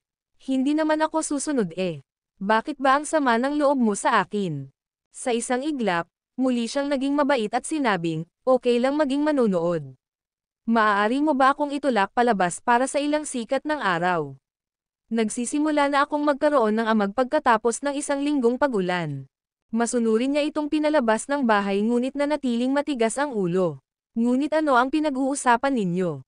At higit pa, napansin ko na noong sinabi mo sa kanya na ipaalam sa iyo kung kailangan niya ng tulong, pagkatapos ay sinabi niya sa iyo na kumuha ng ilang window ng pagkakataon o isang bagay at isang serye ng iba pang mga bagay. Paano siya kumilos ng ganito kapag inalok mo siya ng tulong? Ngumiti ang baldado na si Brown at sinabing, dito nagiging kawili-wili ang mga bagay-bagay. Kita mo, nanghihiram siya ng pera mula sa napakaraming puwersa. Maaaring ito ay parang isang utang sa ibabaw, ngunit ito ay talagang isang kasunduan. Ito ay isang ganap na naiibang tukor ng isda. Walang masasabi kung matalo siya, ngunit kung manalo siya, ipinangako niyang babayaran niya ang bawat huling sentimos ng interes. Gayunpaman, hindi siya magbabayad ng kahit isang sentimo ng dagdag. Kaya, magiging ibang kaso kung hahayaan niya tayong samantalahin ang pagkakataon dahil ito ay maituturing na sa atin. Bahagya siyang dumilat at sinabing, gayunpaman, curious lang ako kung saan siya nakakuha ng kumpiyansa na maglaro ng ganitong laro. Siguro nawalan siya ng ilang bagay at naramdaman na lang niya na wala na siyang mawawala. Marahil ay nag-o-overthink ka lang. Ngumisi siya. Siguro, marahang ipinikit ng baldado na si Brown ang kanyang mga mata at humarap sa araw. Napabuntong hininga siya. Ang lamig. taglagas na. Sa sandaling ito, si Jasper ay nasa isang tawag sa telepono kasama si Celine. Sigurado ka ba? Dapat nagpapahinga ang tatay ko ngayon. Kung gigisingan ko siya at hindi ko siya makumbinsi, malalagay ako sa malaking problema. Laking gulat niya nang malaman na gustong makipag-ugnayan ni Jasper sa kanyang ama. Sinabi ni Jasper sa mainit na boses, nakipag-ugnayan na ako sa domestic forces. Hanggat may sapat na benepisyo, tiyak na magpapadala si Senador Tel at ang iba pa sa aking pintuan. Ang huling partido na maaari kong makuha ay ang iyong pamilya, kaya gusto kong subukan ito. Nag-alinlangan si Celine, ngunit ang aming pamilya ay medyo komplikado. Ang mga bagay ay hindi kasing simple ng iniisip mo. Kahit ang aking ama ay hindi maaaring maging diktador sa maraming bagay. Huwag na nating pag-usapan kung paano ko nalalaman, ngunit hanggat sapat ang benepisyo, malalaman ng mga tao ang tamang pagpipili ang gagawin at ang pagpili na ito ay ibabahagi ng patriarch pati na rin ng pamilya sa kabuuan. Ang pamilyang Maynard ng North America ay may 6 na henerasyon na sumasaklaw sa loob ng ilang siglo, sigurado akong naiintindihan nila ito. Nang marinig ni Celine ang sinabi niya, nagngangalit si Celine at sinabing, "Okay, give me a moment." Makalipas ang 10 minuto, nakatanggap siya ng email na may kasamang video clip mula kay Celine. Pagkatapos niyang i-click ang icon, hindi nagtagal ay humilo ang screen. Ang background sa video ay isang pag-aaral na may malalim na kahulugan ng kasaysayan at isang peachwood chair. Nakaupo sa upuan ang isang nasa katanghaliang gulang na lalaki na naka-pajamas, medyo pagod na pagod. Bagamat na puno ng puting buhok ang kanyang mga templo, malabo pa ring nakikita ang kanyang kabataan. Ang lalaking ito nakapareho ng mga kilay ni Celine ay ang kasalukuyang pinuno ng makasaysayang pamilyang Maynard sa North America, si Alan Maynard. "So, ikaw si Jasper Lane." Umawang ang labi ni Alan para magsalita. "Hello there, Mr. Maynard," magalang na bati ni Jasper. Nakangiting sabi ni Alan, "Mababa ang asukal sa dugo ko. Hinding-hindi ako gigisingan ni Celine nang walang emergency. So, ano ang problema?" Natuwa si Jasper na diretso sa punto. Agad niyang ipinaliwanag, "Narito ako upang bigyan ang kasaysayan ng North America ng pagkakataon na dalhin ang sarili sa susunod na antas." Hindi nagbago ang ekspresyon ni Alan, ngunit nakataas ang isang kilay niya. "Oh, malaking salita. Batang lalaki, halika, sabihin mo sa akin ang lahat. Ano ang dahilan kung bakit ka kumpiyansa?" Sa kabila ng mga salitang lumabas sa kanyang mga labi, medyo kitang-kita sa kanyang ekspresyon at tono ng boses na hindi niya sineseryoso si Jasper, novel drama. Gayunpaman, hindi ito pinansin ni Jasper. Mahina niyang sinabi, "Ang aking tiwala at katiyakan ay nagmumula sa ilang kaguluhan sa pananalapi na malapit nang magsimula sa States." Ang video na ito ay edited by Urban Storytelling. Kabanata 1755. Ang kaguluhan sa pananalapi. Parang mapaglaro si Alan. Parang nakita ng matanda ang isang bata na kumukuha ng A. Kahoy na patpat na parang sila ang bayani. Hindi naman sa minamaliit niya ang sinuman, ngunit naramdaman niya na ang batang ito ay napakawalang muwang at tumingin sa mga bagay sa isang simpleng paraan. "Jasper, hindi ka maaaring maging bayani sa pamamagitan lamang ng isang patpat. Ang Estados Unidos ay nagtatag ng supremacy mula noong ikalawang digmaang pandaigdig. Tila, walang sino man sa mundong ito ang sapat na makapangyarihan upang harapin sila. Hindi ikaw o si Summerland." Walang pakialam na nagsalita si Alan, "Kung narito ka para pag-usapan ang bagay na ito sa akin, sa palagay ko ay hindi na ako mag-aaksaya pa ng oras sa pakikipag-usap sa iyo." "Sandali lang, Mr. Maynard." Ipinagpatuloy ni Jasper ang kanyang sinabi habang nag-aabot ng A. Dokumento sa kanya, "Tingnan mo ito." Bahagyang kumunot ang noo ni Alan ngunit matyaga pa ring kinuha ang dokumento. Isang mabilis na sulyap lang sa nilalaman nito. Sapat na para makaramdam ng pagkabalisa si Alan sa point na ang kanyang asterisk sa ay nahulog pabalik sa kanyang upuan. Habang tinitingnan ni Alan ang dokumento, mas naging solemn na ang ekspresyon niya. Ang dokumento ay isang pagsusuri sa Economics of the States na isinulat ni Jasper. Si Alan ay hindi nalilito kung ay ito ay simpleng A. Lahat ng bagay. Naalala ni Jasper na, pagkatapos ng pagsiklab ng subprime crisis noong 2008, ang nagwagi ng Nobel Prize sa Economics at ang kanyang koponan ay tumagal ng 3 taon upang magsulat ng isang ulat sa survey ng ekonomiya na naglalaman ng parehong materyal na ibinabahagi niya ngayon kay Alan. Ang pandaigdigang pang-ekonomiyang komunidad ay nabigla matapos basahin ang pinakabagong pang-ekonomiya. Ulat na kilala bilang isang masusing at pangunahing survey ng mga estado. Ang ulat na ito ay hindi lamang nagpaliwanag sa ugat ng krisis sa subprime mortgage sa US, ngunit nagbigay din ito ng pagsusuri sa Estados Unidos, ang pinakamalaking bansa sa mundo, ng detalyado. Ginawa ng bagong presidente sa States ang kanyang unang State of the Nation address batay sa economic report.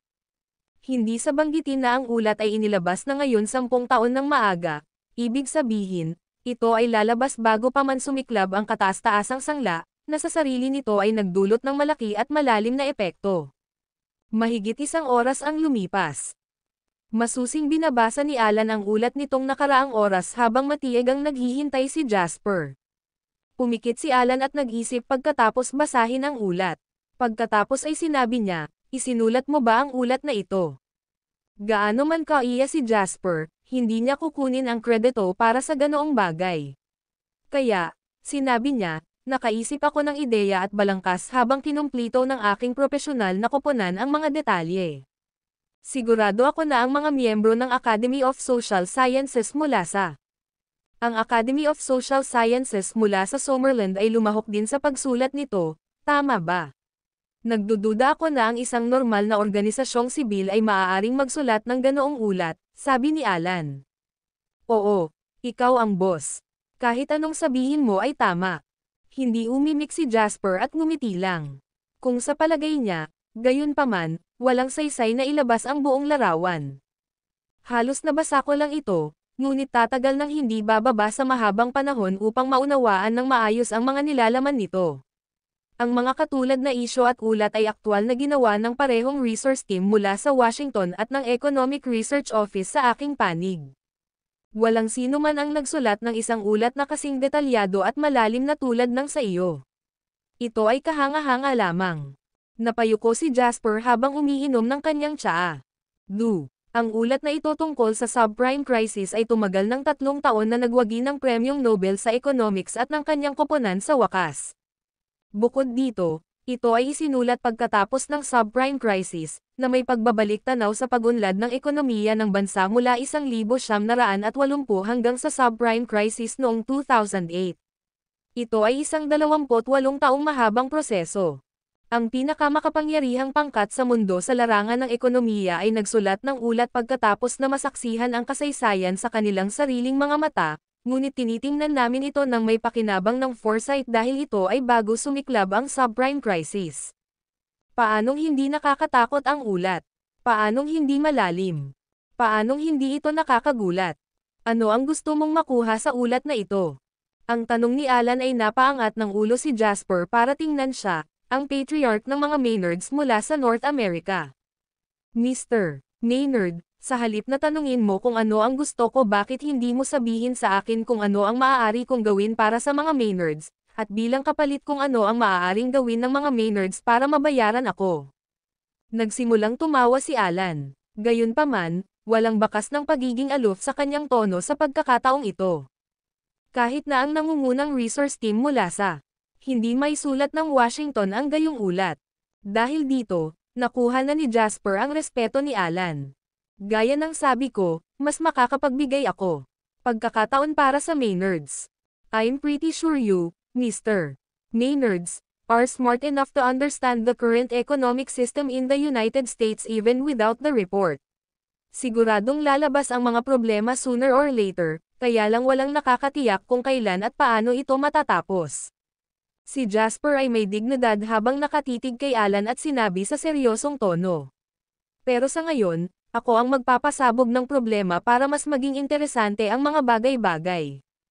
Isipin kung gaano kalaki ang bentahe na makukuha ng Maynards mula sa financial tsunami na ito na lalaganap sa Estados Unidos at magliliwanag sa buong mundo kung maaari nilang tanggapin ang pagkakataon. Ipagpalagay ko ang kahulugan ng isang bagay tulad ng hindi na ito kailangang iparating ng isang junior na katulad ko, Mr. Maynard. Pinaikit ni Alan ang kanyang mga mata at mahinang sinabi, halos imposible pa rin akong maging sanhi nito anuman ang kaunting problema sa kanilang sistema ng ekonomiya. Kapag inalis na ang lockdown order, isang fund pool na higit sa $900 bilyong ang maa-unlock, habang ako ay nakalikom din ng isa pang $800 bilyong sa Summerland. Sapat na ba iyon? Pinutol ni Jasper si Alan at sinabing. Bahagyang tumaas ang kilay ni Alan. Maaaring ito ay dahil sa sinubukang i-interrupt ni Jasper ang usapan o dahil sa mga numerong nabanggit niya. Mr. Maynard, baka nakakalimutan mo na nasa likod ko si Summerland. Tumawa ng malakas si Alan matapos marinig ang mga salitang iyon. Bata, sabihin mo lang sa akin kung ano ang gusto mong gawin ko. Nakahinga naman ng maluwag si Jasper nang matapos itong sabihin ni Alan. Alam niyang nakagawa ng desisyon si Alan. Ang video na ito ay edited by Urban Storytelling. Kabanata 1756. Una, kailangan kong gawin ng mga Maynards ang kanilang makakaya upang ihinto ang pagpasa ng mosyon ng kumpletong lockdown o kahit na kumpiskahin ang mga pondo ng kapital ng Pew Foundation sa panahon ng Washington Congress. Walang pag-aalinlangan na tumango si Alan sa unang kondisyon na ginawa ni Jasper. Walang problema dyan. Ang paghinto sa pagpasa ng isang galaw ay mas madali kaysa sa pagtulak ng isa upang pumasa. Bukod dito, ito ay tiyak na magkakaroon ng malaking pagsalungat mula sa internasyonal na komunidad, kaya't ito ay tutol kahit na ano. Kaya naman hindi ito masyadong mahirap para sa mga Maynards. Pangalawa, kailangan ko ang mga Maynards na ganap na itulak ang pagpasa ng mosyon para gawing liberal ang mga paghihigpit sa offshore capital. Napakahalaga nito dahil mas matatapos ko lang ang aking plano ng may sapat na awtoridad sa pag-schedule ng pondo. Bahagyang kumunot ang noo ni Alan at tumango pagkatapos mag-alinlangan sandali. Sa tingin ko maipapangako ko rin ito sa iyo. Sa wakas, umaasa ako na ang Maynards ay makakatulong upang itulak ang pagpasa ng mosyon na alisin ang lahat ng mga paghihigpit sa kapital na pagpopondo ng Summerland sa buong Estados Unidos. Ibig sabihin, hindi na paghigpitan ang mga kumpanya ng Summerland sa pagkontrol sa mga kumpanya sa Estados Unidos. Same time na sumagot si Alan nang marinig ito, Jasper, inaakala mo ba na ako ang nagmamay-ari ng Washington? O sa palagay mo ba ang mga miyembro ng parliamento ay lahat ay gumagamit ng apelyido ng Maynard? Ang ganitong uri ng mosyon ay ganap na imposibleng maipasa. Ito ay nagsasangkot ng pinakapangunahing pampulitikang paninindigan at pampulitikang saloobin ng Estados Unidos, at kasama pa ang ideolohikal na pakikibaka sa pagitan ng silangan at ang kanluran. Kaya wag mo nang isipin yon. Hindi kailanman maaalis ng Estados Unidos ang mga paghihigpit sa mga kumpanya ng Summerland. Hindi naman nagulat si Jasper kay Alan. Pagtanggi. Hindi niya inaasahan na papayag siya dito. Simula pa man. Katulad ng binanggit ni Alan noon, maimpluwensyahan nito ang buong pampulitikang paninindigan ng Estados Unidos at imposibleng magbago dahil lamang sa isang tao o isang partido. Hindi bababasa, gusto kong ihinto ng mga opisyal ng Estados Unidos ang pagkontra sa Google. Akin iyan. Pagkatapos ay itinapon ni Jasper ang kanyang tunay na intensyon. Kumunot ang noo ni Alan at sinabing, Google. Hindi ko pa ito narinig. Pero dahil isang kumpanya lang, kaya kong ayusin iyon para sa iyo. Ngayong tapos ka nang magsalita tungkol sa iyong tatlong kondisyon, pag-usapan natin kung ano ang maaari mong dalhin sa amin, novel drama. Ngumiti si Jasper at sinabing, ang mga paparating na hakbang at pamamaraan ay ipapadala sa mga Maynards sa pamamagitan ni Celine. Almost immediately, magiging isa na ako the most hated people in the United States dahil matatalo ko ang bansa. Masakit, Patriarch Maynard, kaya mo. Para malaman ang bawat kilos na gagawin ko ng maaga. Ito ay magiging isang piraso ng cake para sa iyo kung nais mong makakuha ng anumang mga benepisyo mula dito, hindi. Matalim na tinitigan ni Alan si Jasper at sinabing, sa buong talakayan ngayon, talagang masaya ako na pinilit kong gumawa ng tamang desisyon noon si Celine. Ang malabong pahayag ni Jasper. Nalilito, wala ba siyang sinabi sa'yo? Si Alan Maynard ay isang tusong sorrow mula sa lahat. Aspeto, at nagawa niyang makita. Ekspresyon ni Jasper. Tungkol saan? Tila may napansing importante si Jasper, ngunit napakaliit ng konteksto at wala siyang ideya sa tinatago ni Celine sa kanya. Sa tingin mo ba ay may-ari ng charity ang pamilya Maynard? Isipin mo ang lahat ng mga bagay na nagawa niya para sa iyo at ang mga mapagkukunan na ginamit niya sa iyo. Ano ang dahilan kung bakit naiisip mo na kaya niyang gawin ang lahat ng ito kapag siya ay aking anak na babae pa lamang? Kahit ako, bilang patriarch ng pamilya, ay hindi ko kayang hawakan ang pamilya. Mga mapagkukunan ng madali, bakas ang galit sa mukha ni Alan, pagkatapos ay malamig niyang sinabi, sasabihin niya yata sa iyo pagdating ng panahon. Iyon lang ang araw na ito, inaabangan ko ang iyong mabuting balita. With that, natapos ang video conference. Kumunat ang noo ni Jasper. Bagamat ang mahalagang problema ay naayos at siya nagawang iguhit ang pamilya Maynard ng North America sa kanyang panig, isang mas malaking isyo. Ngayon ay bumangon. Ano ang tinatago ni Celine sa akin? Mukhang tuwing ginagamit ni Celine ang kapangyarihan ng kanyang pamilya upang matulungan ako, ito ay batay sa isang pangako kay Alan o sa Maynard pamilya. Ang pangakong ito ay tiyak na nauugnay sa akin. Ngunit ano ito? Napatalon si Jasper sa biglang tawag sa telepono habang siya ay malalim ang iniisip. Nang makita ang tumatawag, kinuha ito ni Jasper. Walang magawa at sinabing, Miss Brown, abala talaga ako ngayon at wala akong oras makipag-chat sa iyo. Jasper Lane, hamak ka. Itinatapon mo ba ako dahil wala na akong silbi sa'yo? Talagang hindi ka ganito sa akin noong kailangan mo ako noon. Naiwang tulala si Jasper. As if wala kang nakuhang kapalit bago ito. Natahimik si Adele sa kabilang banda. Telepono. Natahimik din si Jasper, na sa wakas ay natanto kung gaano siya kadiskriminado. Godam, nakakahiya. 2 tao ang lumapit sa akin na may tig 5 milyong USD na humihiling sa akin na tulungan kang kumbansihin na payagan silang sumali sa laro. Sa totoo lang, marami pa sila, ngunit silang 2 lang ang nakapantay. Makarating sila sa Noretias mamayang gabi, magpapadala ako sa iyo ang kanilang impormasyon sa pamamagitan ng email at makakapagdesisyon ka kung gusto mo silang makilala o hindi. Natapos ang pagsasalita ni Adele sa pinakamabilis bilis posible at ibinaba ang telepono. Kaagad pagkatapos, ngumiti ng pilit si Jasper. Wala siyang pakialam sa 2 taong binanggit ni Adele. Halatang hindi sila nagkukulang dahil nakipag-ugnayan sila kay Adele at hinikayat itong tulungan sila. Si Jasper ay hindi nag-atubili sa sinuman na gustong tumulong sa kanya. Kahit na ano. Layunin niya ay, Jasper ay magiging higit sa handang tanggapin ito. Ang higit na hindi niya magawa ay ang katotohanang maaaring magalit si Adele. Kanyang hindi sinasadyang mga salita. Kailangang magpumiglas habang nabubuhay sa paligid ng ilang babaeng ito. Ang pinakamahalagang aral na natutunan ni Jasper ay ang huwag pag-usapan ang mga prinsipyo sa kababaihan. Hindi lang nila makukuha. Hindi nagtagal pagkatapos niyang ibaba ang tawag, may kumatok mula sa labas ng bintana. Naglakad si Jasper patungo sa bintana.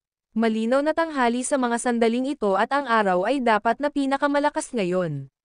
Gayunpaman, makulimlim ang langit, at parang alas 6 o alas 7 na ng gabi. Bago pa siya makatingin ng malapitan ay may kaluskos na kasunod ang malakas na patak ng ulan na bumabagsak sa sahig hanggang kisame na salamin sa harapan ni Jasper. Ang mga patak ay mabilis na natipon sa mga piraso ng mga mantsa ng tubig, na lumiliko sa panel. Dumating ang malakas na ulan nang walang anumang babala. Kasabay nito, nakatanggap si Jasper ng notification ng isang bagong email na papasok sa kanyang computer. Pagkatapos ay nagsimulang i-print ng printer ang mga dokumento ng automatiko. Kinuha ni Jasper ang mga papel na ipinadala sa kanya ni Adele tungkol sa 2 random na manlalaro para sa laro at nakataas ang kanyang kilay habang sinusuri niya ang mga iyon.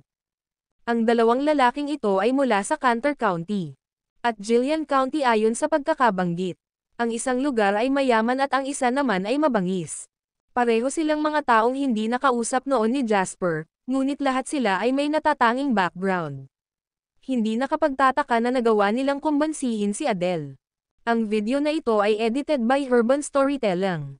Kabanata 1757. Ang paliparang pandaigdig ng lungsod ng Nortes. Bagamat napakahina ng visibility dahil sa malakas na ulan, hindi ito nakaapekto sa paglapag ng eroplano. May isang grupo ng mga tao na naghihintay sa tarmac na may mga payong. Ikaw ba si Mr. Davidson? Lumapit si Julian sa lalaking nasa harapan niya at nagtanong. Ang lalaking iyon ay may katamtamang anyo, ngunit kitang-kita ni Julian na may katapangan at kadakilaan mula sa kanyang mga kilay na nagparamdam sa mga tao ng pananakot sa kanyang hitsura at hindi nang ahas na guluhin siya. Ngumiti si Simpson at iniabot ang kanyang briefcase sa kanyang nasasakupan. Oo, ako nga. Kung hindi ako nagkakamali, dapat ikaw ang katulong ni Mr. Lane, Julian. Ngumiti si Julian at inilipat ang payong sa ulo ni Simpson. Oo, ako nga. Hindi ko inaasahan na makikilala ako ni Mr. Davidson. Kilala na si Mr. Lane sa maraming lugar ngayon. Since I'd like to collaborate with Mr. Lane, so natural na sa akin na makilala ang mga importanteng tao sa paligid ni Mr. Lane. Alam kong isa ka sa mga pinagkakatiwalaang tao ni Mr. Lane. Kalmadong sagot ni Julian, all thanks to Mr. Ang bait ni Lane. Mr. Davidson, inutusan kami ni Mr. Lane na bumalik sa lalong madaling panahon pagkatapos mong sunduin ka dahil malakas ang ulan sa labas, sabi ni Julian. Tumango si Simpson. Narinig ko na nandito rin si Moses Miller mula sa Gillian County. Dumating na ang eroplano ni Mr. Miller 20 minutes ago. Kausap niya dapat ngayon si Mr. Lane. Napangiti si Julian. Sige, alis na tayo. Tumango si Simpson. Nang kaharap si Simpson, iginalang siya ni Julian bilang isang magnate bago pa naitayo ang bansa. Hindi lang pinadala ni Jasper si Julian para i-welcome si Simpson, nagpadala rin siya ng partikular na team ng mga tauhan para sunduin siya. Nakita ni Simpson ang koponan at mapaglarong sinabi, grabe ang paggalang sa akin ni Mr. Lane. Binuksan ni Julian ang pinto at nag-imbita. Sumakay si Simpson sa kotse. Bago ako umalis, binanggit sa akin ni Mr. Lane na si Mr. Davidson ay iba sa ibang tao dahil kayo ay mga inapo ng matandang Mr. Davidson. Noong panahon ng digmaang pandaigdig, ang matandang Mr. Davidson ay hindi yumuko sa mga Hapones at naging isang gulugad ng Summerland noong mahirap na panahon na iyon. Malaki ang naiambag ng buong youth club na pinamunuan ni Old Mr. Davidson sa panahon ng digmaan. Ang lahat ng pagsisikap na ito ay dapat na itago sa isip ng sino mang may konsensya. Ano man ang intensyon ni Jasper, naramdaman ni Simpson ang init ng pagiging iginagalang. Tumango siya at mahinang sinabi, tiyak na may dahilan kung nasaan si Mr. Lane ngayon. Pagkasakay ni Simpson sa kotse, umalis ang convoy sa International Airport ng Norris City at dahan-daang tinungo ang South Face River. Kasabay nito, sa bahay ni Jasper, si Jasper ay nagkakaroon ng masarap na pakikipag-usap sa isang mataba lalaki. Ang matambok na lalaking ito ay isa sa dalawa. Mga taong nakausap niya sa pamamagitan ng Adele sa pagkakataong ito. Si Simpson man o si Moses, pareho nang. Sila ay itinuturing na mga kinatawan ng mga low-profile na mayayaman. Mga pamilya. Hindi banggitin na ang lolo ni Simpson ay matanda. Mr. Davidson. Isang kamangha-manghang bayani ng mga tao na kilala sa lahat ng dako.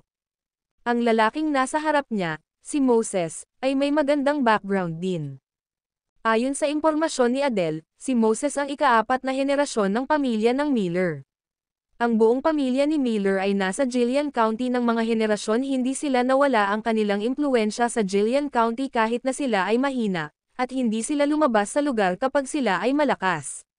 Walang sino man ang makakapag-isip kung hanggang saan ang impluensya ng isang nilinang na pamilya na mayroong 4 na henerasyon na pundasyon sa Gillian County. Sinasabing nabawi ng mga tao noon ang Gillian County dahil sa pamilya Miller. Si Moses ay parang isang ordinaryong matambok na lalaki na nasa edad 30s na may masayang ngiti sa kanyang mukha. Gayunpaman, mahirap itago ang kanyang mabangis na aura pagdating sa kanyang mga mata, kanyang tono, ugali kapag siya ay nagsasalita, at maging ang kanyang tindig. Mr. Lane, dumalaw ako sa gabing ito. Sana hindi pa ako huli. Nakita ni Moses si Jasper na gumagawa ng isang tasa ng tsaa, pagkatapos ay agad na bumangon at bahagyang yumuko para kunin ang tasa. Sa mga tuntunin ng kagandahang asal at posture, ito ay itinuturing na sapat.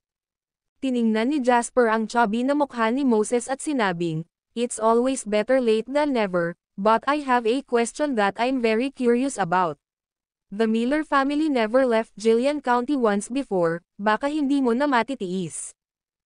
Umiling si Moses. Ito ang moto ng pamilya Miller kung saan ang kasaganaan ay kapalaran, kaya ang aming pipiliin ay anuman ang kapalaran ng pamilya ng Miller, hinding-hindi kami aalis. Ng Jillian County, ngumiti si Jasper. Ang mga ninuno na lumikha ng ancestral motto na ito ay mga matinong tao.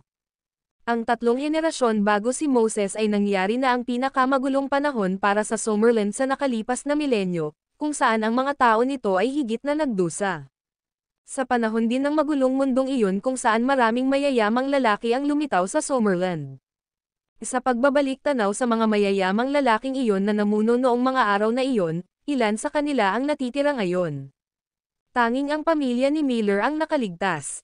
Ito ang buod ng moto ng ninuno. Ang pamilya ni Miller ay palaging nagtatrabaho sa napakababang paraan kung saan kumikita sila ng ed money sa pamamagitan ng paggawa ng sarili nilang negosyo.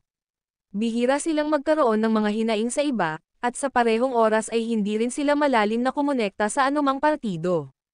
Dahan-daang sinabi ni Moses, pero sa tingin ko ngayon, novel drama. May isang bagay na ang pamilya ng Miller maaaring mag-ambag sa. Ngumiti si Jasper, parang Mr. Miller, may mas maraming ambisyon.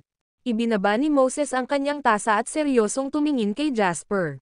Mr. Lane, ako ang tipo ng tao na hindi mahilig magpatalo.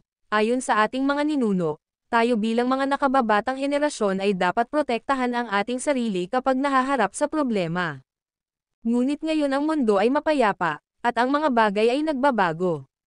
Sa makatuwid, kailangan din nating baguhin ang ating mga pag-iisip. Kung hindi tayo mag-improve, ang pamilya ng Miller ay maaalis sa madaling panahon. Kaya naman malinaw kung ipinapalam sa iyo na ang pamilya ng Miller ay handang gumawa ng isang bagay para kay Mr. Lane gamit ang kapangyarihan na mayroon kami sa Jillian County. Anong gusto mo sa tabi ko? Tanong ni Jasper. Ang mga mata ni Moses ay kumislap na may sabik na liwanag.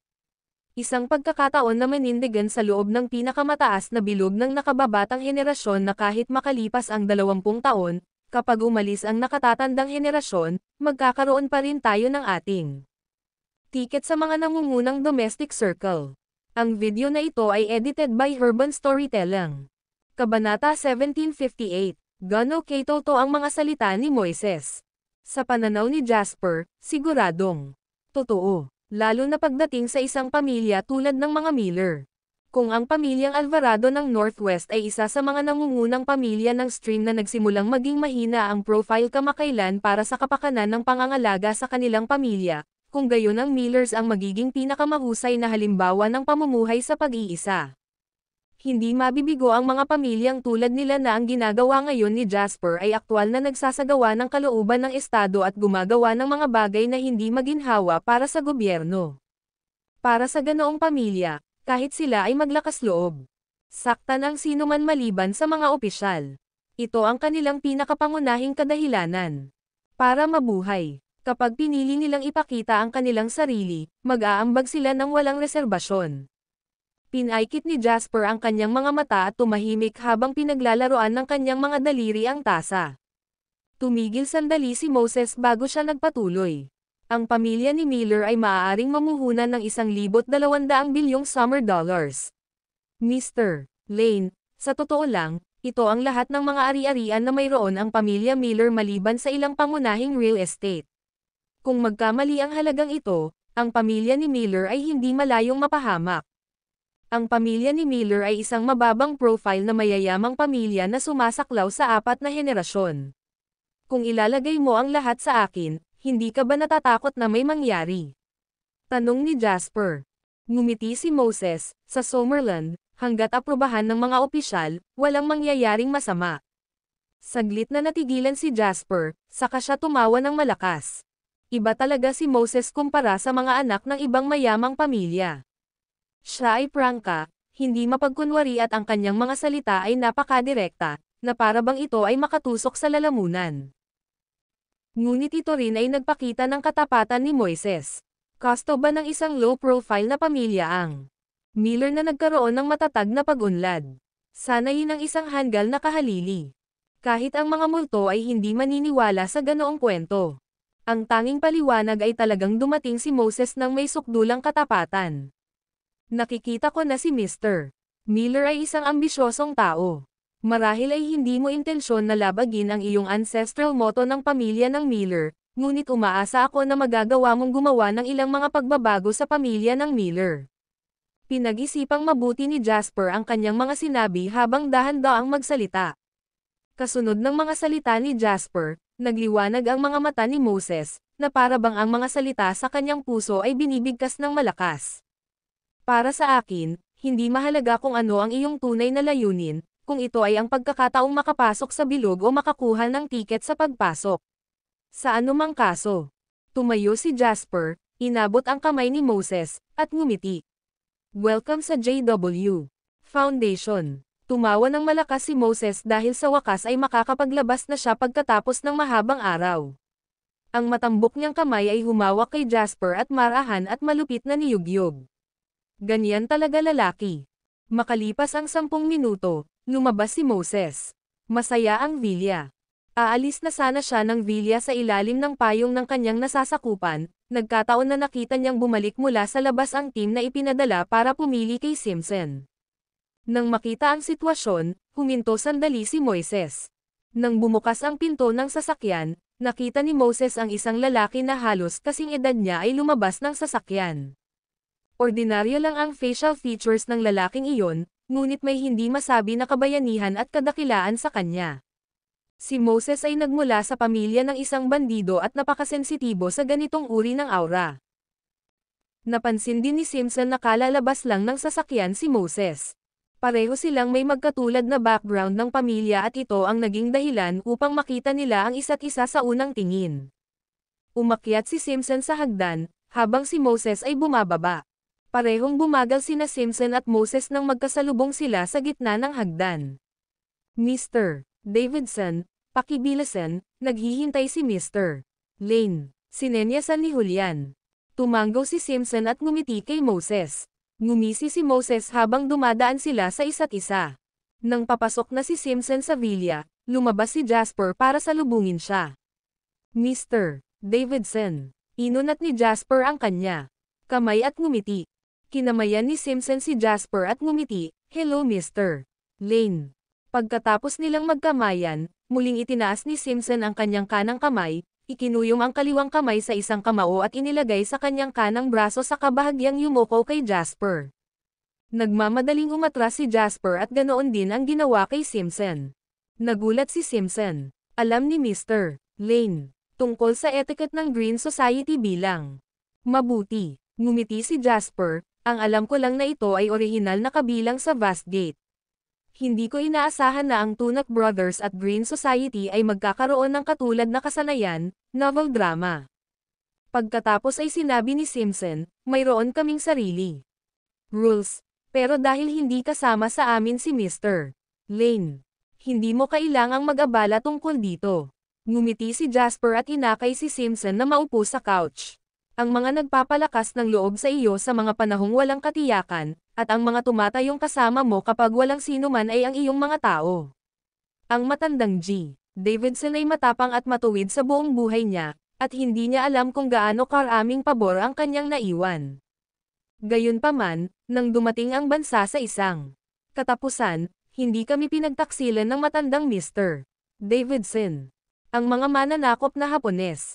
Nawala ang kanyang karangyan at kayamanan, at ang kanyang pamilya ay tumakas sa Harbor City bago siya pumasa.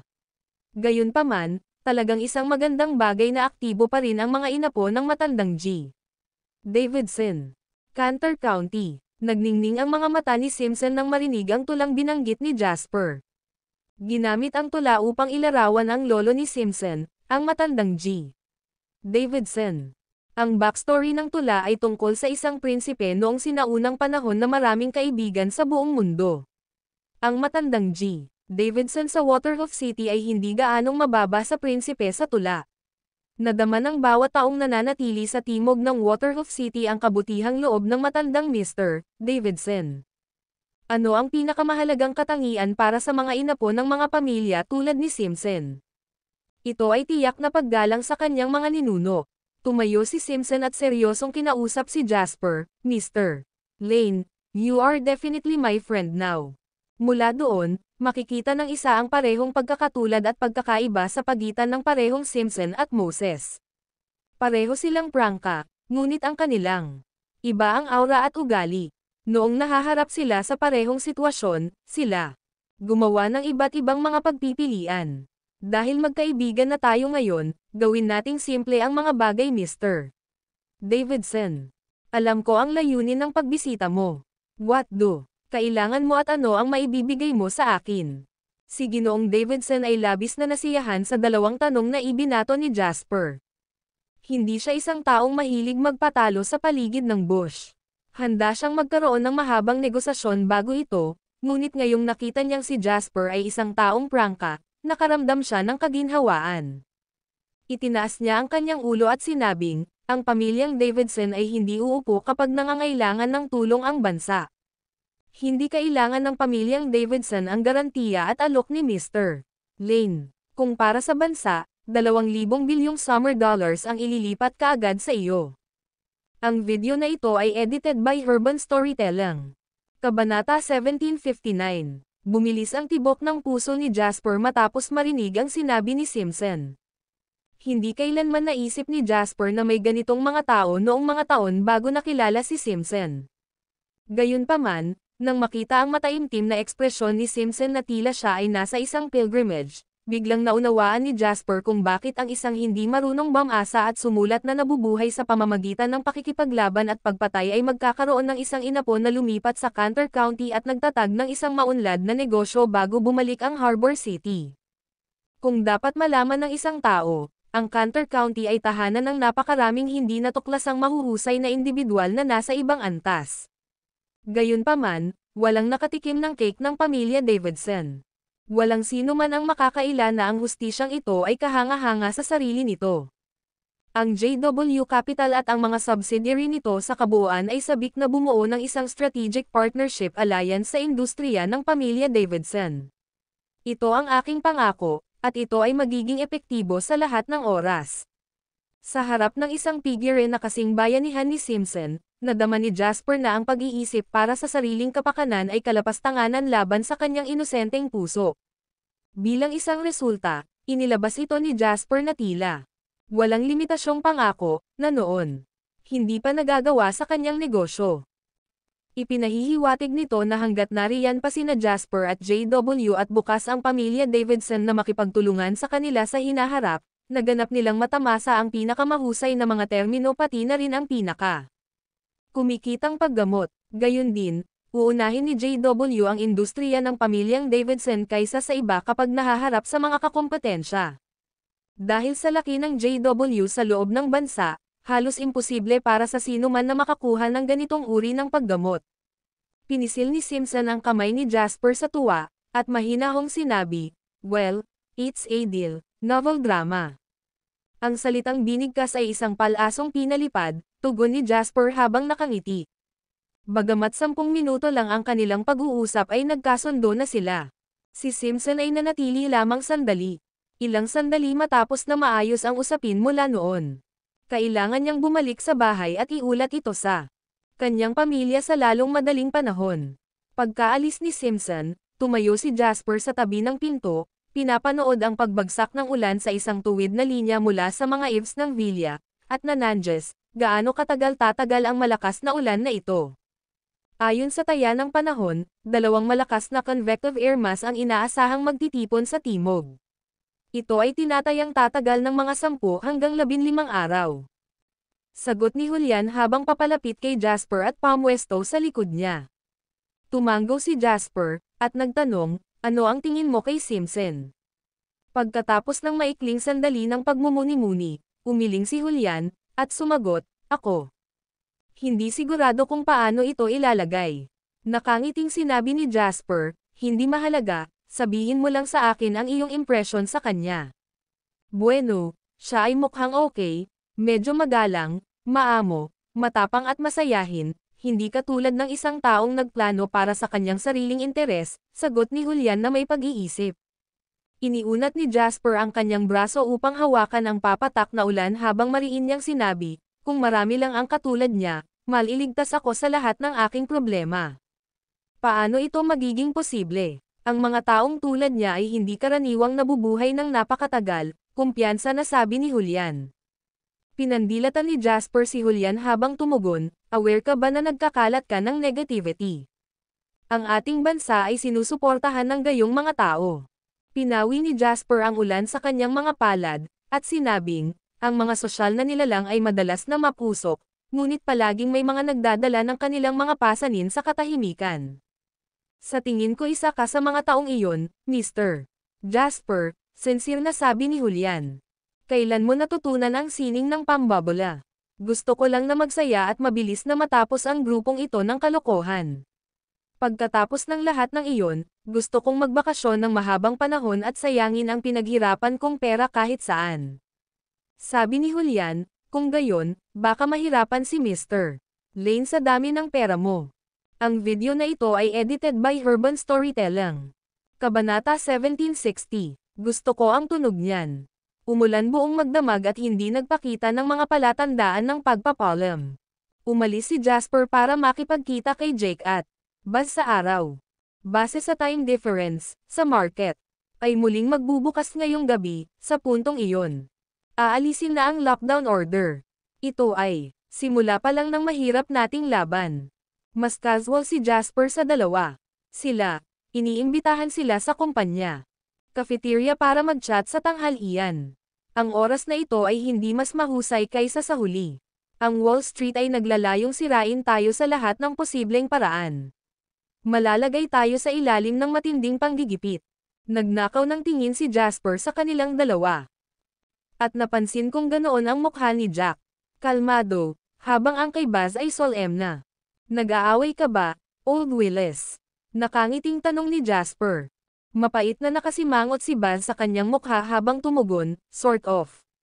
Hindi ako nakatulog ng maayos nitong mga nakaraang araw, at napipressure ako sa takot na baka may madulash. Masyadong marami ang nakataya dito. Tinapik ni Jack ang balikat ni Buzz at sinabing, you are overhiking, just like ACC.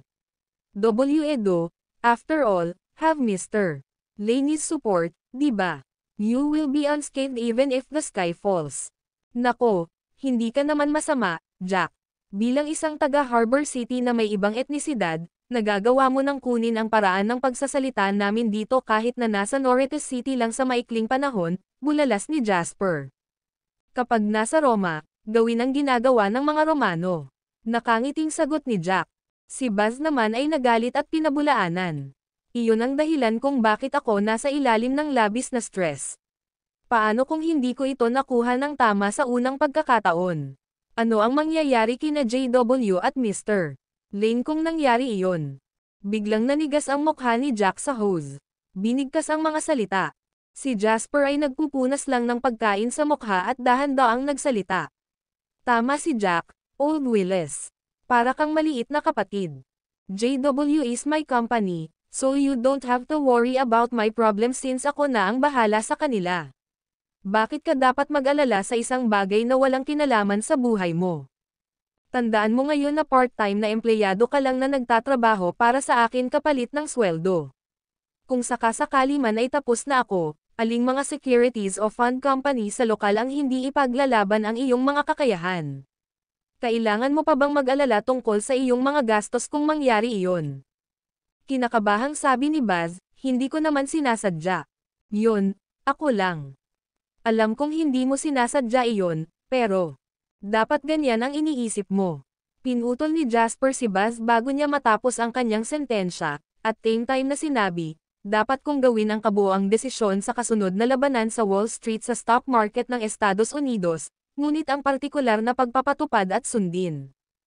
Through depende sa inyong dalawa.